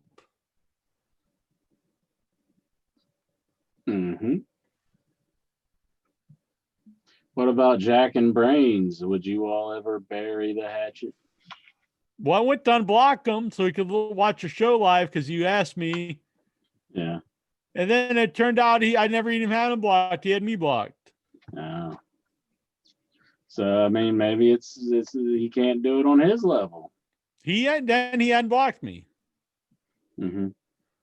So it wasn't anything that I was doing. He had me blocked, and then he unblocked me. But it was strange. I'm just saying he doesn't live up to the name, Brains. Oh, see, this isn't going anywhere good. Well, it's true though. He can't comments mend on this relationship. He comments like on this. my post. He comments on my post. I don't block him. I can't help his humor is not funny, but I don't attack the man.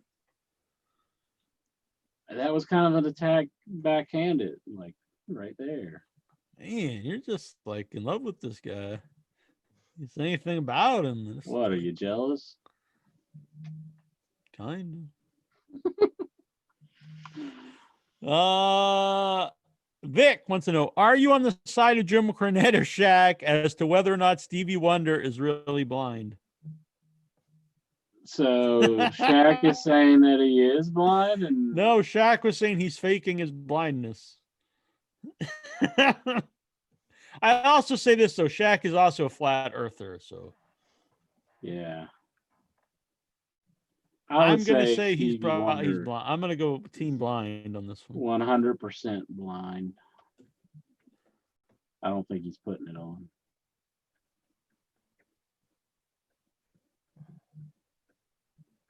You think Ray Charles kind of got mad at Stevie Wonder for kind of stealing his gimmick? What was that?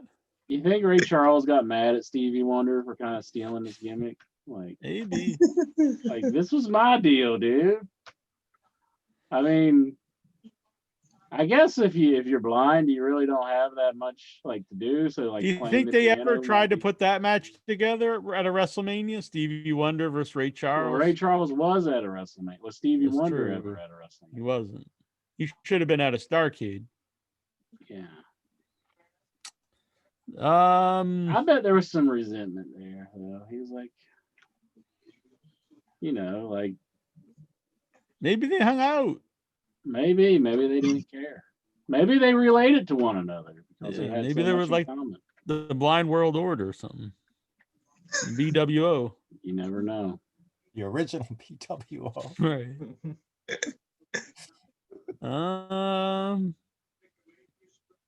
Here's more blind questions. Tyler wants to know, should AEW do a blinding angle and do the blindfold match with Jake and Jericho?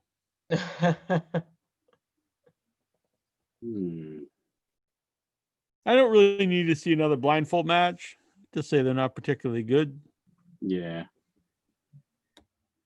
It's always them. They just did the blind angle in WWE where Rey Mysterio lost the eye. Yeah, Seth Rollins threw up because he tore So the man's bad. eye out. When he pulled out the ping pong ball. He's like, oh my. Prolonging that feud too. Yeah. That's why Did he we never love got his WWE so revenge? much. No, Seth Rollins beat Well- up Dominic in a cage. Well, Dominic's kind of getting some comeuppance, I guess. I think he's doing all this just to get Dominic, over. Like Ray's doing all this silly stuff, I would say. Gogo says Jake should be in a get that nut match. Well, he told who was it? He told him that he can't bust a nut in the ring or something. It was very strange. That was a few weeks ago. It was a build up to the pay-per-view. I think it was Brian Key told Brian Cage he couldn't bust a nut in the ring or something. Oh yeah, it was very that was a weird line. Yeah, it's kind of funny. I noticed they started like bleeping a lot of their stuff on AEW. Like when they started, like I think Kenny Omega said like GD or something like that, and they bleeped him. Oh really? Yeah, they started bleeping some stuff. Really, that used to not be a swear or on old television shows, because you're not really taking the Lord's name in vain. You're actually saying God would damn this. I don't know. God should damn this. I mean, now they say it on shows in the 70s. I think it's a sin.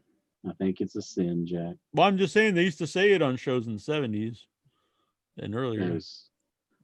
Those blasphemers. If you say God damn this, you're not saying damn God. You're saying God damn this. I know. I'm just saying you're not it's not against God. You're saying like, okay, let's say this knife broke. You're like, this goddamn knife. You're saying God damn this knife. Jack, when I want you're advice, not saying damn the when God. I want advice in this territory, I don't look to Jackie Jones. I look to my mother, and she would say, "Don't say that word." What does Vic think? Oh boy, you put me on the spot. It's to take the name of the Lord in vain. It's a question of, is that taking it in vain? Some people think, I don't think it is. Some people think using it using the name of God for anything but a sign of respect is in vain. But aren't you respecting him? Because you're saying you have so much respect for him that he would damn this item into not working. So it's not really showing disrespect. But it's using it in vain because you're I don't using think it so. in a negative way. It's not. He damned this item. Just like a what? matter of fact. But how can you say that God would damn something? How you're not God? Well, then what you shouldn't be able to say God bless this either. Because who are you to say you should bless it? You're Don't not listen God. to this blasphemer. Just Well, what's the go on another difference? topic, you heathen. I think you're heathen. No. Nikhil wants to know, has the Mysterio Rollins feud run its course? I didn't know it was still going on, but so Yeah, I will it's say still yes. No, they're prolonging it. Oh, it's Nikhil time. Let me get over here. Boom. Nikhil time. What time is it?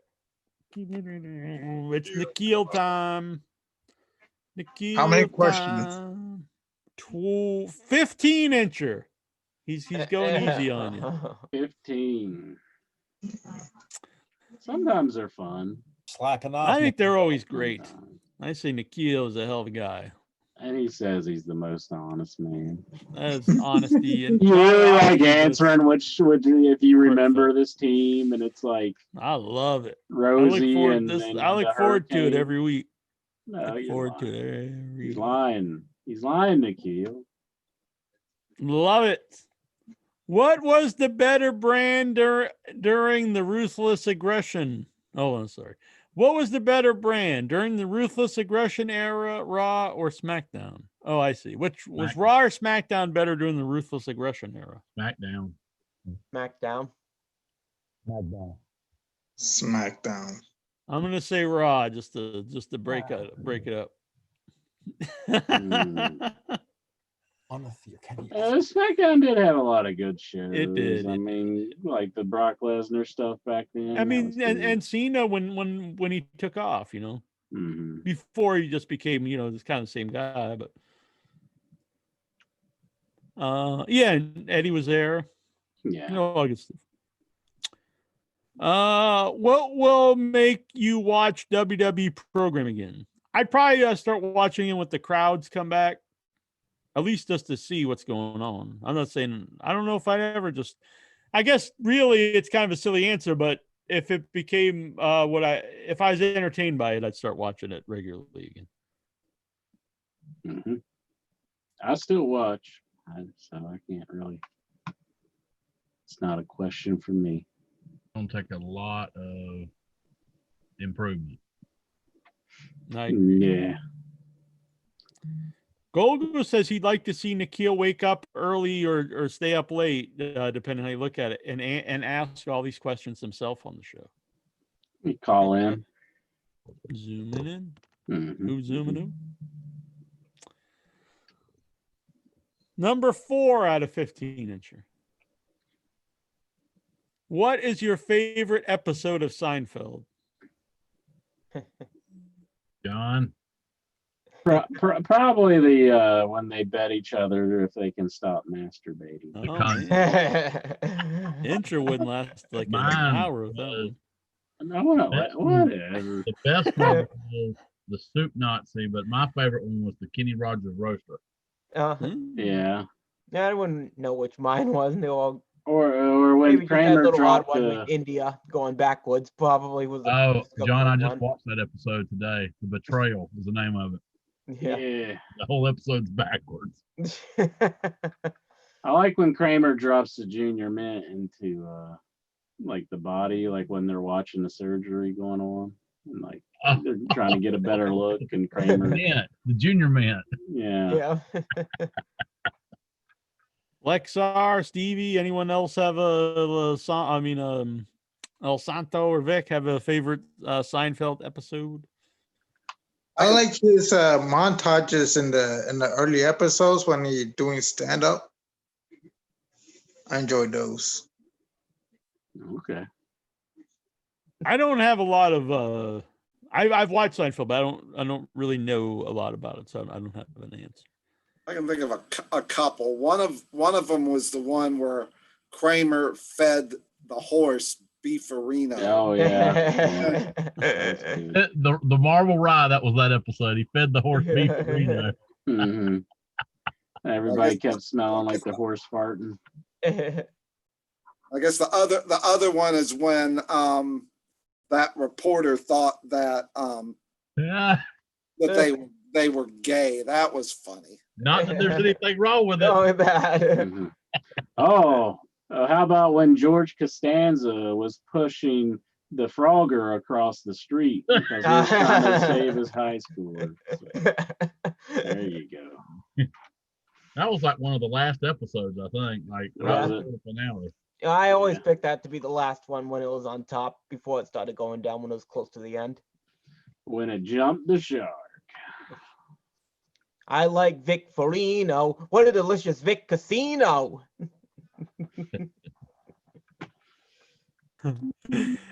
Are you upset Mike Rotunda and Gerald Brisco have been released? That's right. If you guys didn't know, WWE let Mike Rotunda, our IRS, and Gerald Brisco go. I'm kind of surprised in both, but especially Jerry Brisco. He's been there forever, and he's part of the big deal where they get the $1 million because they were on TBS, and then to get the TV time back, WWE got like $1 million, which led to them, financing WrestleMania, which was always in theory that Jerry Brisco would have a deal for life because of that. And so it's very surprising to let him go. Especially when that, like Intra said, I mean, they're not hurting for money. They've had record profit. So it's not like they're dying and they need to get rid of somebody. Vince just looked at him and said, "You know that deal for life that we made? I lied." Could you imagine them really like firing this guy you've known for like 30 years? It's very odd. He's like, "Bring him in here. We'll crush his spirits." And they were getting to write a lot of their agents, and being the father of the Fiend. Mm-hmm. It's a weird one. The Fiend and Bo Dallas. Yeah, so you think Bo Dallas was, because it was weird they fired the one guy from the team, but not Bo Dallas. And I don't want anyone, lose their job, but it is weird that they kept Bo Dallas, who I don't think he's been on TV in a couple of years. No, I haven't seen. The B team was the last thing they did. Yeah, it was weird because they did the B team, and you think, oh, he's a couple of job guys, but they actually got it over. People were into it, and then they just took it off TV and stopped using it. Like, I'm not saying it should be a main event thing, but it was a fun, low end card thing on the show. It was, it was a team that you could see and people were into. Like, they had a place on the show. It's weird that people get something over, then they just stop using them. Yeah, they gotta be humbled because they got themselves over. 6. Who will beat Roman Reigns for the Universal Championship eventually? I think they'll probably keep it on him for quite a while. So I've heard that they're going to keep him for a while. I think the Jimmy Uso. I did actually see a clip of that, and I thought I've always been a fan of the Usos, and I think they have potential to be singles guys. I thought he did a good job. He's doing a little bit of a single run with one of them there. I believe it's Jimmy. Yeah, they both have they have charisma and stuff. And I think all that family are very good wrestlers. Mm-hmm. Mm-hmm. Shaheen is here with us. All right, how's it going, guys? How's it going? Jonathan Jackson believes Bo Dallas is part of Retribution. Would that be a big reveal, Inch, if they pulled off a mask and oh my God, it's Bo Dallas? Always Bo Lee. He just does that when they pull his mask off. Uh-huh. That would be good. Will Otis ever cash in his Money in the Bank? He still hasn't tried to cash in. No. That tells you how much I hadn't been watching. Yeah, apparently he keeps his lunch in the Money in the Bank briefcase, and Miz and John and Morrison stole it, and they thought they had the contract, which they're like, I don't know why they're even stealing it, because like it wouldn't transfer over to them. And they even mentioned that on the show, but they keep stealing his lunch by accident. So. They steal his lunch by accident? Because like it's in the briefcase for the money. No wonder I don't watch his show. They're like feuding over his lunch. Yeah. Like, who took my peanut butter and jelly sandwich? I highly That's doubt good it's even gonna marketing, though. work. They should sell. Go on, sorry. Yeah, I highly think it's gonna work, because Roman's gonna probably hold this towards WrestleMania. What we've been hearing with Rock, if it's even possible, if things clear up for fans to come back. Are you saying Rock and Roman at WrestleMania? Well, that's what we've been hearing, but I kind of doubt this is gonna even happen. But what makes you think this is gonna even work for him to get this belt for another failure? They should sell Money in the Bank lunch boxes, though. There you go. That's a money idea. Bam. Hey. Otis sponsored lunch boxes.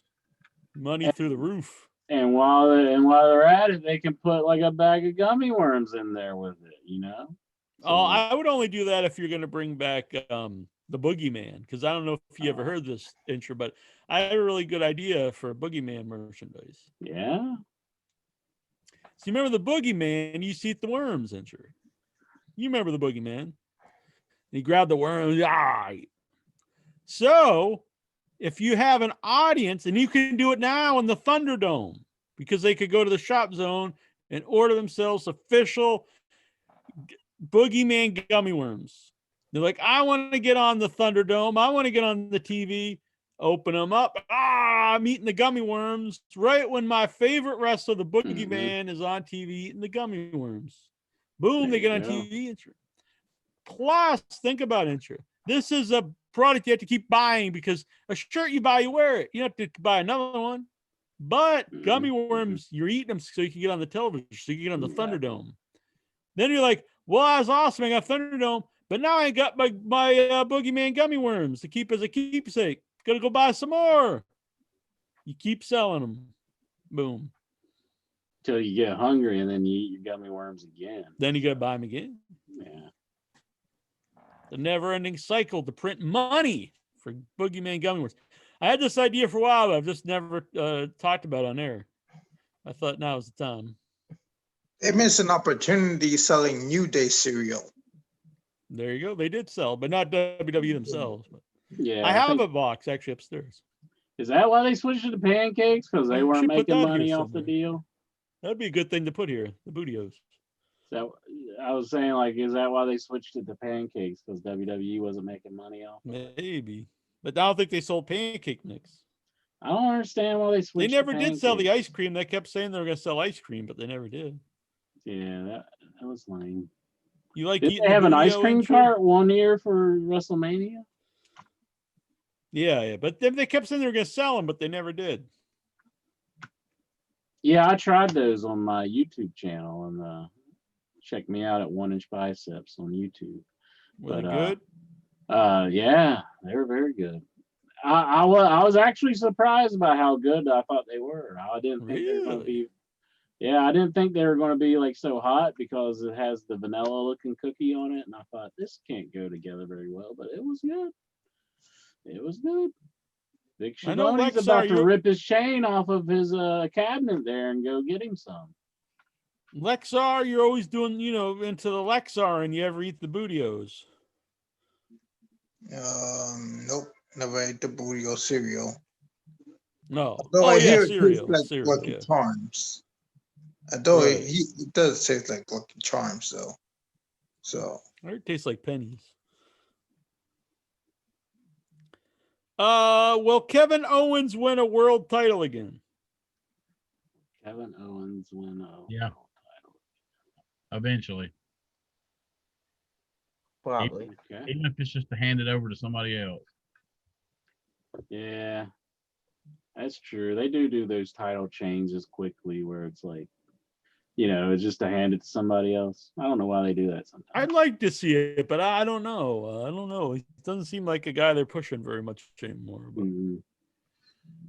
Probably because of that whole thing that got leaked with Excalibur. Oh yeah, because he's part the of N-word that, thing. Yeah. Probably once the people stop caring about them, then they'll put the belt on them. That's usually the strike when the iron's cold. What was better, WCW Cruiserweight division or the X division? X.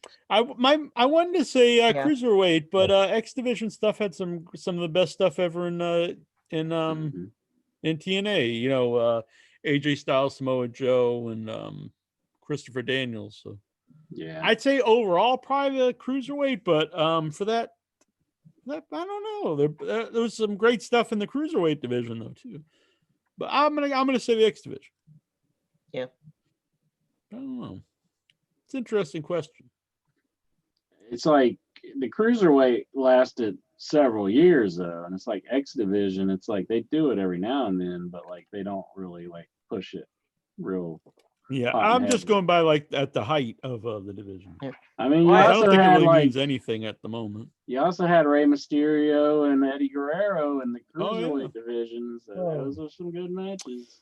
Yep, and it really brought that style to American television. Mm-hmm.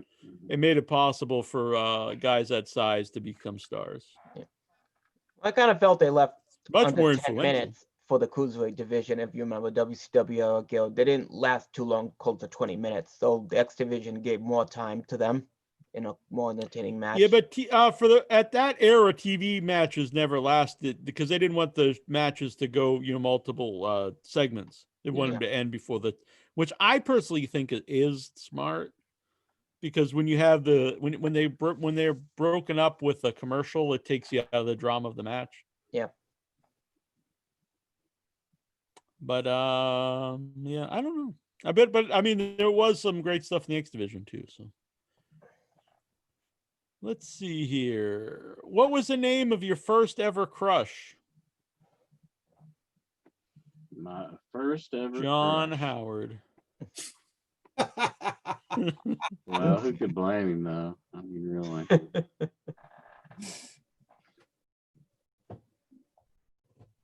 Let's see.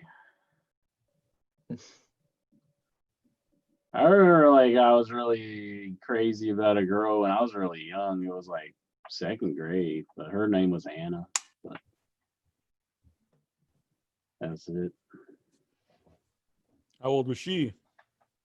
Well, she was in second grade too, so I don't know how old you are when you're in second grade. Anyone else want to answer this question? My neighbor across the street.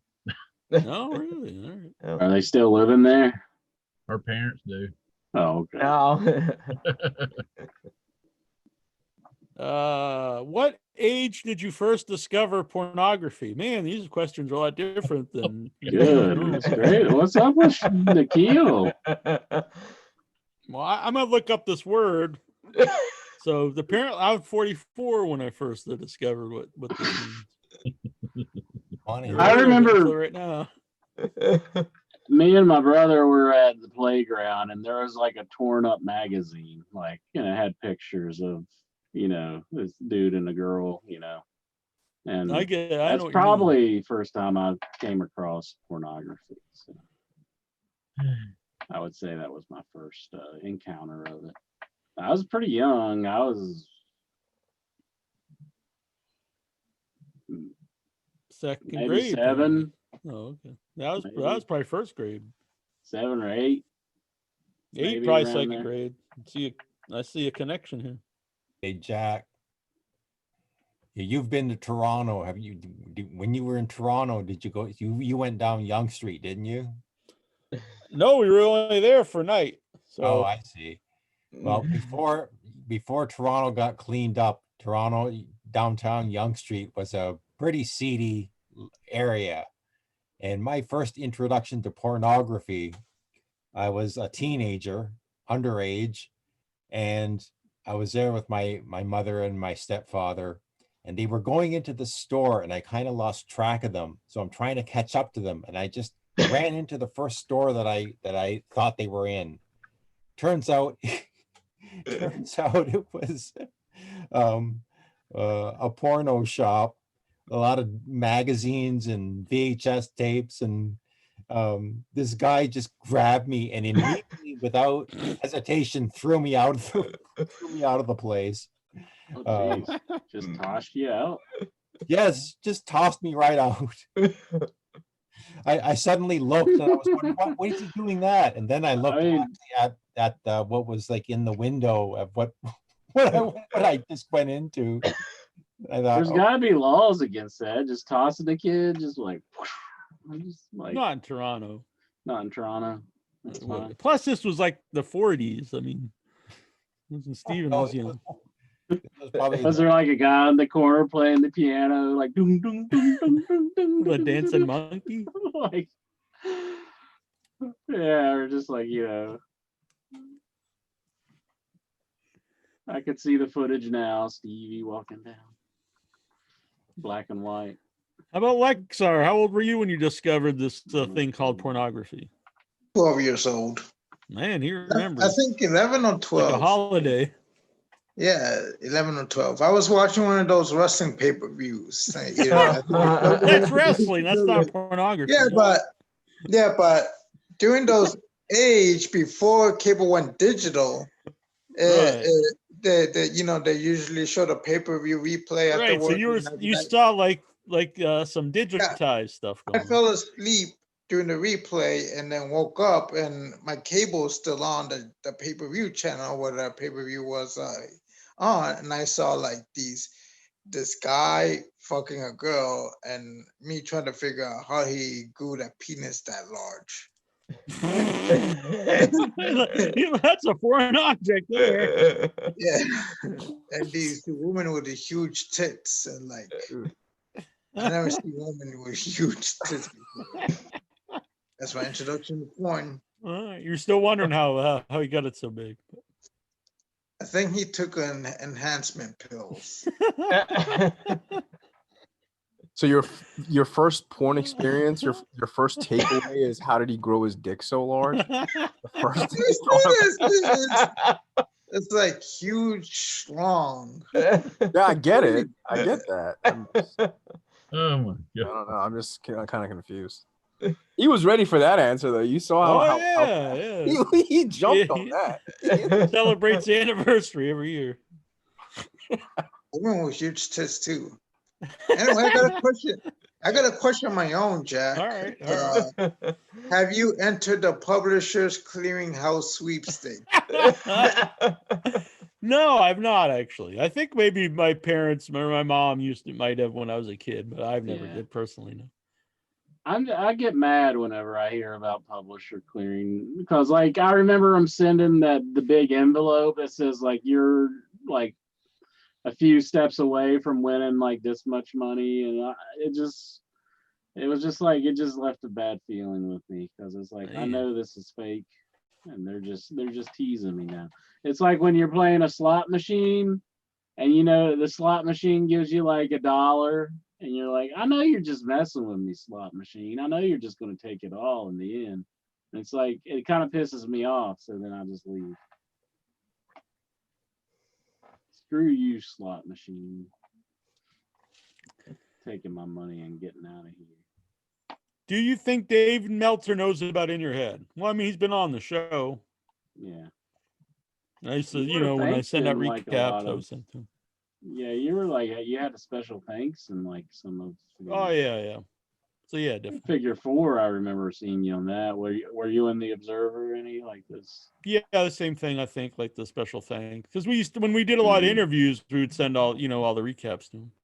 Yeah, I'd say he's aware of us. I don't think he listens like constantly. Right? No, probably not. I mean, he wouldn't be into our first experience with pornography and. Can you imagine Dave Meltzer like listening to playing like Lexar's like the We could ask him that question. I think that'd be awesome. But, yeah.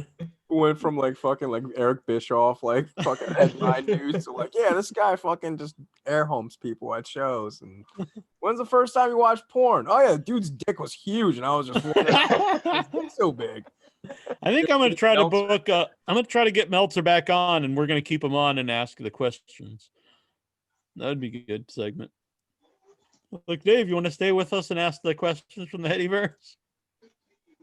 That would be amazing. Who did you prefer, DX or NWO? I was definitely NWO guy. Oh yeah. Yeah. NWO. Life, Chico. Yeah. Definitely. Yeah. I wasn't That's really a big easy. DX guy, to be honest. But NWO, I mean, that was my favorite thing going at the time. I choose NWO for the wrestling and the gang mentality, but I choose DX for the like sex jokes and all that stuff. Oh yeah. Well, you're a big perv, so.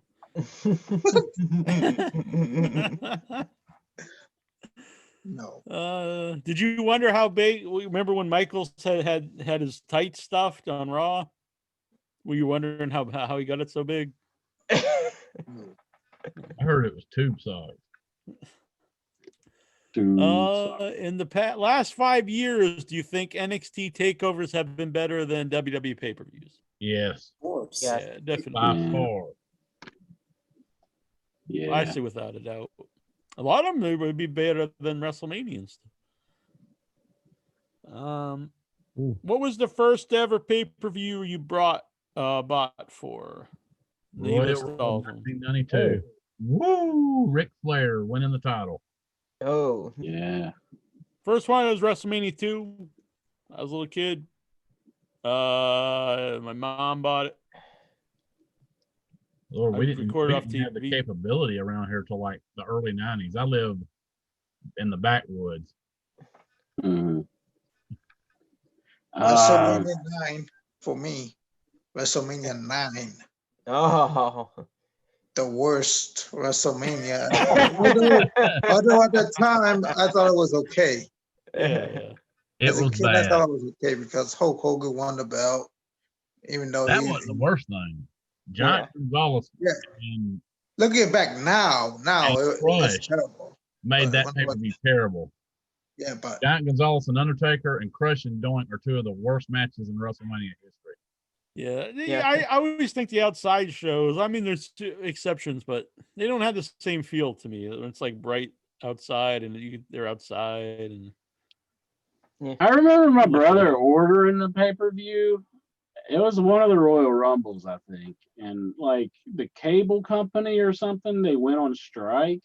And we had the box for the pay-per-view and everything to like watch it. And like I remember they went on strike or something and we had to take the box back. I can't remember all the details about it, but I remember my dad telling the people when he was taking them back, like, you know, my boy's awful disappointed that he's not going to get to watch his show. Because like we didn't have like, we had to get like a box from the, I guess like we didn't have the box like rented out permanently or something. We got a filter to go on the back of our TV. That's how we got it. we would have to call in the early days. You'd have to call pretty far in advance, and then they would set you up with like one specific. It wasn't like a regular channel that was pay-per-view. They're like turn it to channel, 62 or whatever, and then that whole day it would be on, but it would be mostly just showing the same, like hour or a half hour, package over and over until the like, pay-per-view would start. Like a sizzle reel. Yeah. Well, I got or the would you first show one like for a blank Lux. screen with, Royal Rumble today or whatever. But I know, because I used to see where people said WrestleMania 2 wasn't on pay-per-view, but I mean, we ordered on pay-per-view. I don't think it was, as big as the WrestleMania 3 and beyond. The Wrestling Classic was the first real pay-per-view, and that was like the November before. The first WrestleMania was mostly closed circuit, according to WWE. I didn't see that one. I saw it on I used to rent it when I was a kid, the VHS tape of the Wrestling Classic. I've got the box set, and John knows that I have it because I've showed him. It's the original. It was a box set they came out with in like '97 when they were changing over from Coliseum Video to WWF Home Video. And I've got WrestleManias 1 through 13, and it's the original pay-per-view with all the original music in it. And that to now is so hard to find. If you watch it on the network, all that stuff's edited. music Yeah. is dubbed over, but this that I have has all the original music in it, and that has to be rare. I could probably go and get it. I think it's right over there. And just when Hulk Hogan and Mr. T came out at the first WrestleMania, they came out Eye of the Tiger by Survivor, which I had never heard before till I watched that particular version. Yeah, I mean, the theme song that everyone thinks of him in WWF, that was made for the U.S. Express. But, you know, they edited that stuff. What did the U.S. Express come out to now on those old shows? Because I assume they don't come out to All I American. think he first came out to Real American, like they made it a video on Saturday Night's Main Event or something, and I think he started then, like early 1986, maybe. Because he was still using Eye of the Tiger on the Wrestling Classic. I have the pay-per-view version of it too. He's still using Eye of the Tiger then when he fought Rowdy Piper. Cool. Jonathan Jackson says El Santo should put a mask on his cat. With a new black tiger. Tyler Stevens, does Intra still have the love for ZZ? Lexar is nodding in agreement. I was thinking about this today, though. It's like really, you they just were sit kinda, around, just like in your mind, you're like, man, ZZ. well, Billy Gunn was bullying him in a sense. Would today's culture be so for that? You know? Nope. Because they were kind of making fun of his weight. They're kind of, talking about him, being out of shape and stuff. So I think he proved I think he proved them right though, because he did not go on to pursue wrestling. I think they were trying to show him tough love because they saw something in him, but he had to improve, and he didn't run with the ball. They weren't being very encouraging though. They say all this stuff, but I mean, like they used to it's do a lot tough worse love stuff and to all people. that, but in the end, I think it's just them being assholes. Back in the day, they broke That's it right there. Hulk Hogan's box leg. That was the Wrestling Classic on that? Show that again, Steven. It's just WrestleMania. That's There the you box go. set. Oh yeah, I have that too. It's all the original, an uncut pay-per-view, and it's rare. Very rare. I still got it. Yeah. You still got it, Steven. Let's all chant. You still got it. I converted them over to DVD. So Uh-huh. I've got them on DVD now, but yeah, that was very, very rare to find. Tyler, would you guys like to see a TNA NWA invasion angle? I think it could be sweet. I'm kind of in agreement with Alexa here, but I don't watch Impact, so I probably wouldn't know what happened. But I don't get the channel. But I mean, I'd they're watch it if I got the channel. They're doing stuff with AEW now, so I don't think it would be in their best interest to kind of go to Impact. Who would invade who? Would the NWA invade TNA or TNA invade NWA? What if they're Retribution? What if they take off the mask and it's all Impact guys? I could see NWA invading Impact because they used to go by NWA TNA, and they're like, we're mad at you guys for getting rid of us. Yeah, but I think they demanded money or something. Well, I mean, they don't have to work that into the storyline. Tyler wants to know, did I eat the booze pickles? I did not. They're still up here. Not open. I haven't drank in 18 months or 17 months actually now. 17 months? I think, yeah, 17 months. So no, I'm not going to eat pickles with booze in them. What? I was saying, speaking of pay-per-views in the NWA, did anybody hear about the NWA and the United Wrestling Network doing weekly pay-per-views? The first one was tonight. No, I haven't heard anything. I did not hear about this. It's NWA and United Wrestling Network Primetime Live. This was the matches tonight. It was the NWA Championship, Nick Aldis versus Mike Bennett. West Coast Pro Championship, Alexander Hammerstone versus EJ Sparks. Dan the Man Joseph versus Levi Shapiro, Chris Dickinson versus Dickie Mayer, Will Adley versus Jordan Clearwater, the Tribe versus the Wolf Zaddies. Some of these I hadn't never heard of. It says NWA champion Thunder Rosa was also on the show. And Yeah. if I can put the link in here, I'll show you. This was the matches confirmed. Well.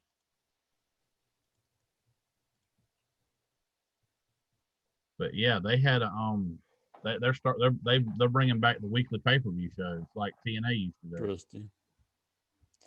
Well, we'll see if that takes off. That's cool. All right. Well, that's it for the questions. Thank you for sending them in. If you want to send in questions in the future, go over to the Facebook group page, facebook.com/groups/IYH Wrestling, or email them to iywrestling@gmail.com. Follow us on, I was going to say Twitter. We do have a Twitter page. I've never logged in. I should probably use that, but follow us on Twitter and YouTube, and subscribe here on YouTube. Follow us on the Facebook page. Subscribe on all the different podcasts, Anchor, Spotify, iTunes, wherever you use podcasts to do it up. Also, rank us, give us thumbs up, however you do it. Stars, 5 stars. Don't give us 1 star, buddy. Give us 5 stars. Leave some comments on those pages. I have no idea what good it does, but it will make us happy. Can you say, Inchman? And most definitely. All right. Anything else anyone would like to say? There's a lot of cat people in here tonight. There are. There's only one dog person, I think. But Who's the dog man? Yeah. Well, Shaheen, he has the dog. Oh, yeah, that's right. Of course. Like Stevens had his cat on camera. Vic's had his cat on the camera. El Santos had his cat on camera. Lexar's. Where's your cat, Insure? You always talk about a cat. Do you really have one? Yeah, she's upstairs. I got 2. My cat kind of looked like El Santos. Like, oh, really? But she never comes down here. Her name's JoJo. She's kind of black and got the white underneath her. So, I was happy to see all the animals. Lex, are you getting any pets? Oh, but there's always stray cats going around the neighborhood, though. Just grab one up and then that's bring it on the show. I'm not sure if it's somebody's. We can let her go. Let her or him go afterwards. Just make an appearance on the show. Giving some like Friskies cat food.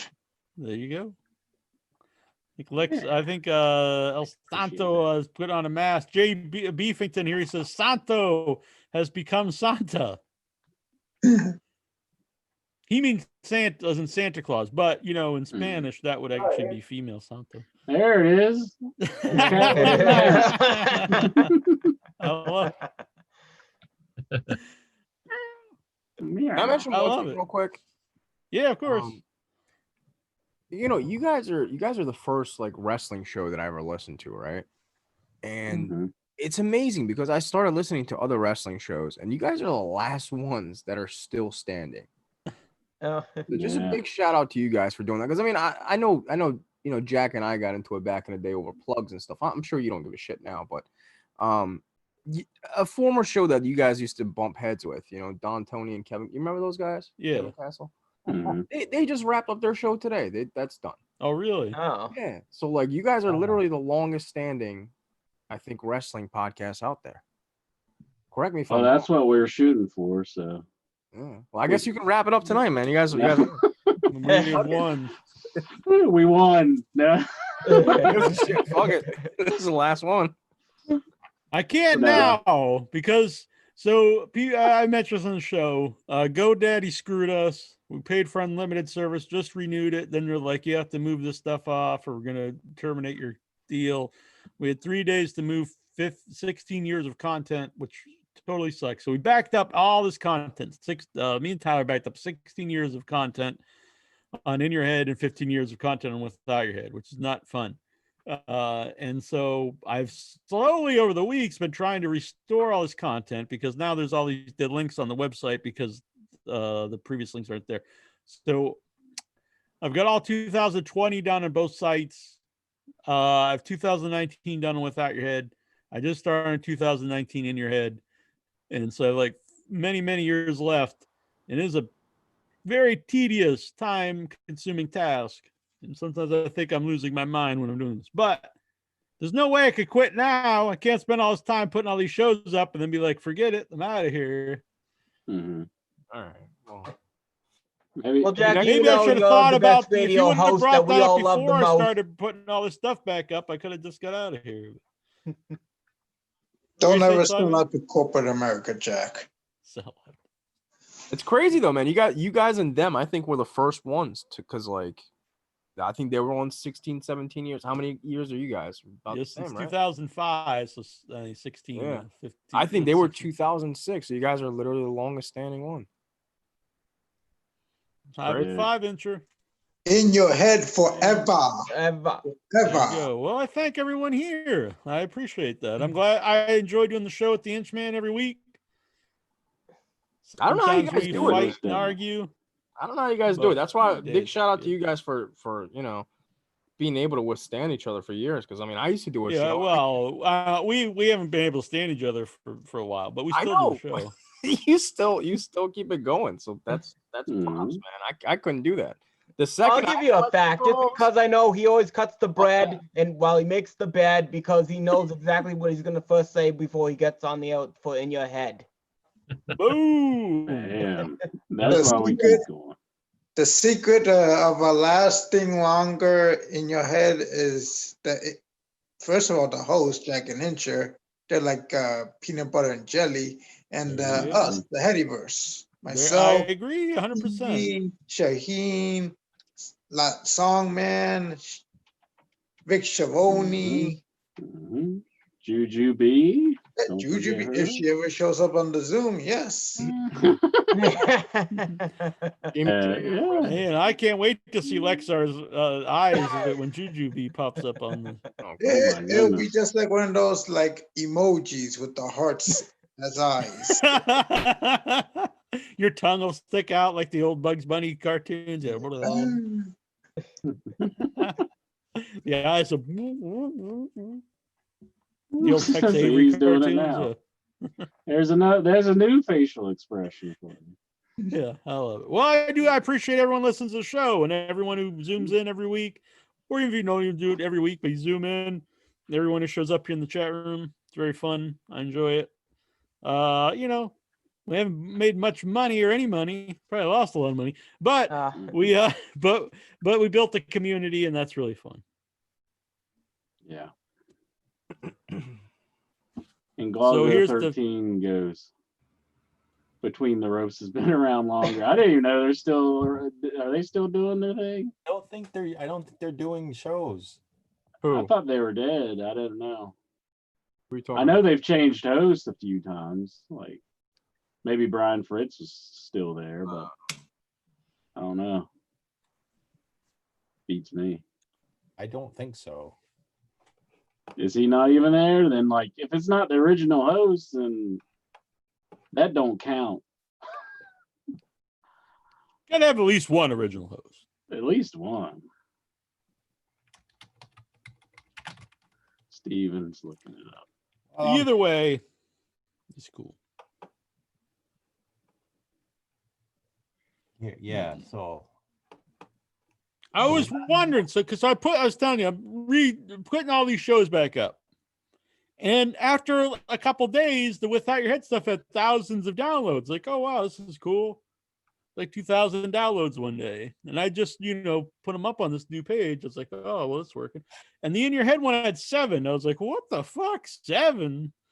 And then, so I looked and it wasn't connecting to the old, what do we call it? The podcast stream. So we had to technically just had to reconnect the RSS stream, so they connected. So then they started to go way up again. But yeah, but I do think it did result in there's actually two actual podcasts out there called In Your Head. They're both in your head, but one will have like no subscribers and the other one has people. So Doesn't matter. Just subscribe to the one with more people. More people. So the last Between Your Ropes was in April of WrestleMania watch-alongs. So it's been since April was the last one. Oh, really? Yeah. Huh. And by the way, Incher, because Shaheen just brought up, we've been doing the show for a while. Someone out there might be inspired to I'd like to do a podcast, but how do I get started? I don't know what I'm doing. There is a website out there, Inchman, and all you people of the Headyverse, that will help you record your podcast, edit your podcast. It'll help you get your podcast to all the platforms out there, something you might not know about if you've never done a podcast before.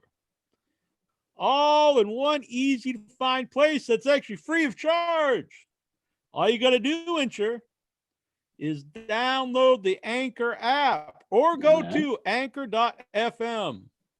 Oh, excellent. That's pretty good because I know it was a hard thing for me to do all on our own when we were first starting, figuring out how there to weren't record sites it, like man. Anchor. Yeah. No. It was hard. I don't think it was even called podcasting. No. The moral of the story is we're very old. Yeah. I was a young man in my 20s. Now I'm an old man in my 40s. Much more mellow. I was an angry young man. Burned a lot of bridges. Can you guys do another shoot interview again? I'd be down. I really like that thinking, episode. That's like one of my favorite episodes. We need a good. We need a good guy to interview us. An in your head shoot interview. Shooting with Jack and Incher. Mm-hmm. We think. Tell a whole story. Yeah. I might even throw out an idea I have for Boogeyman merchandise. Oh Be shit! exclusive. Excellent. That's exciting. All right. We'll work on it. All right, let's get out of here. What do you think? Yep. All righty, everybody. Peace out. Thanks everybody for listening. Thanks for everybody joining in. Steven, Lexar, El Santo, Vic, Songman, Trip. He's a new one. Good seeing you. Shaheen. Yeah, and be a good man like Songman here. He tells his buddies, hey, I like this show in your head. Why don't you go listen or be part of it? That helps us out. That's just one man, Songman here. He brought in a new listener. Everyone out there can do the same. All you got to do is hit share, put it on your Facebook, your Twitter, tell your buddy. Do it all the time. Helps out. All right. Spread the head. Exactly. There you go. Spread the head. Hashtag spread the head. I like that. Spread that head. Good night, folks. Good night. Good night. Nighty night.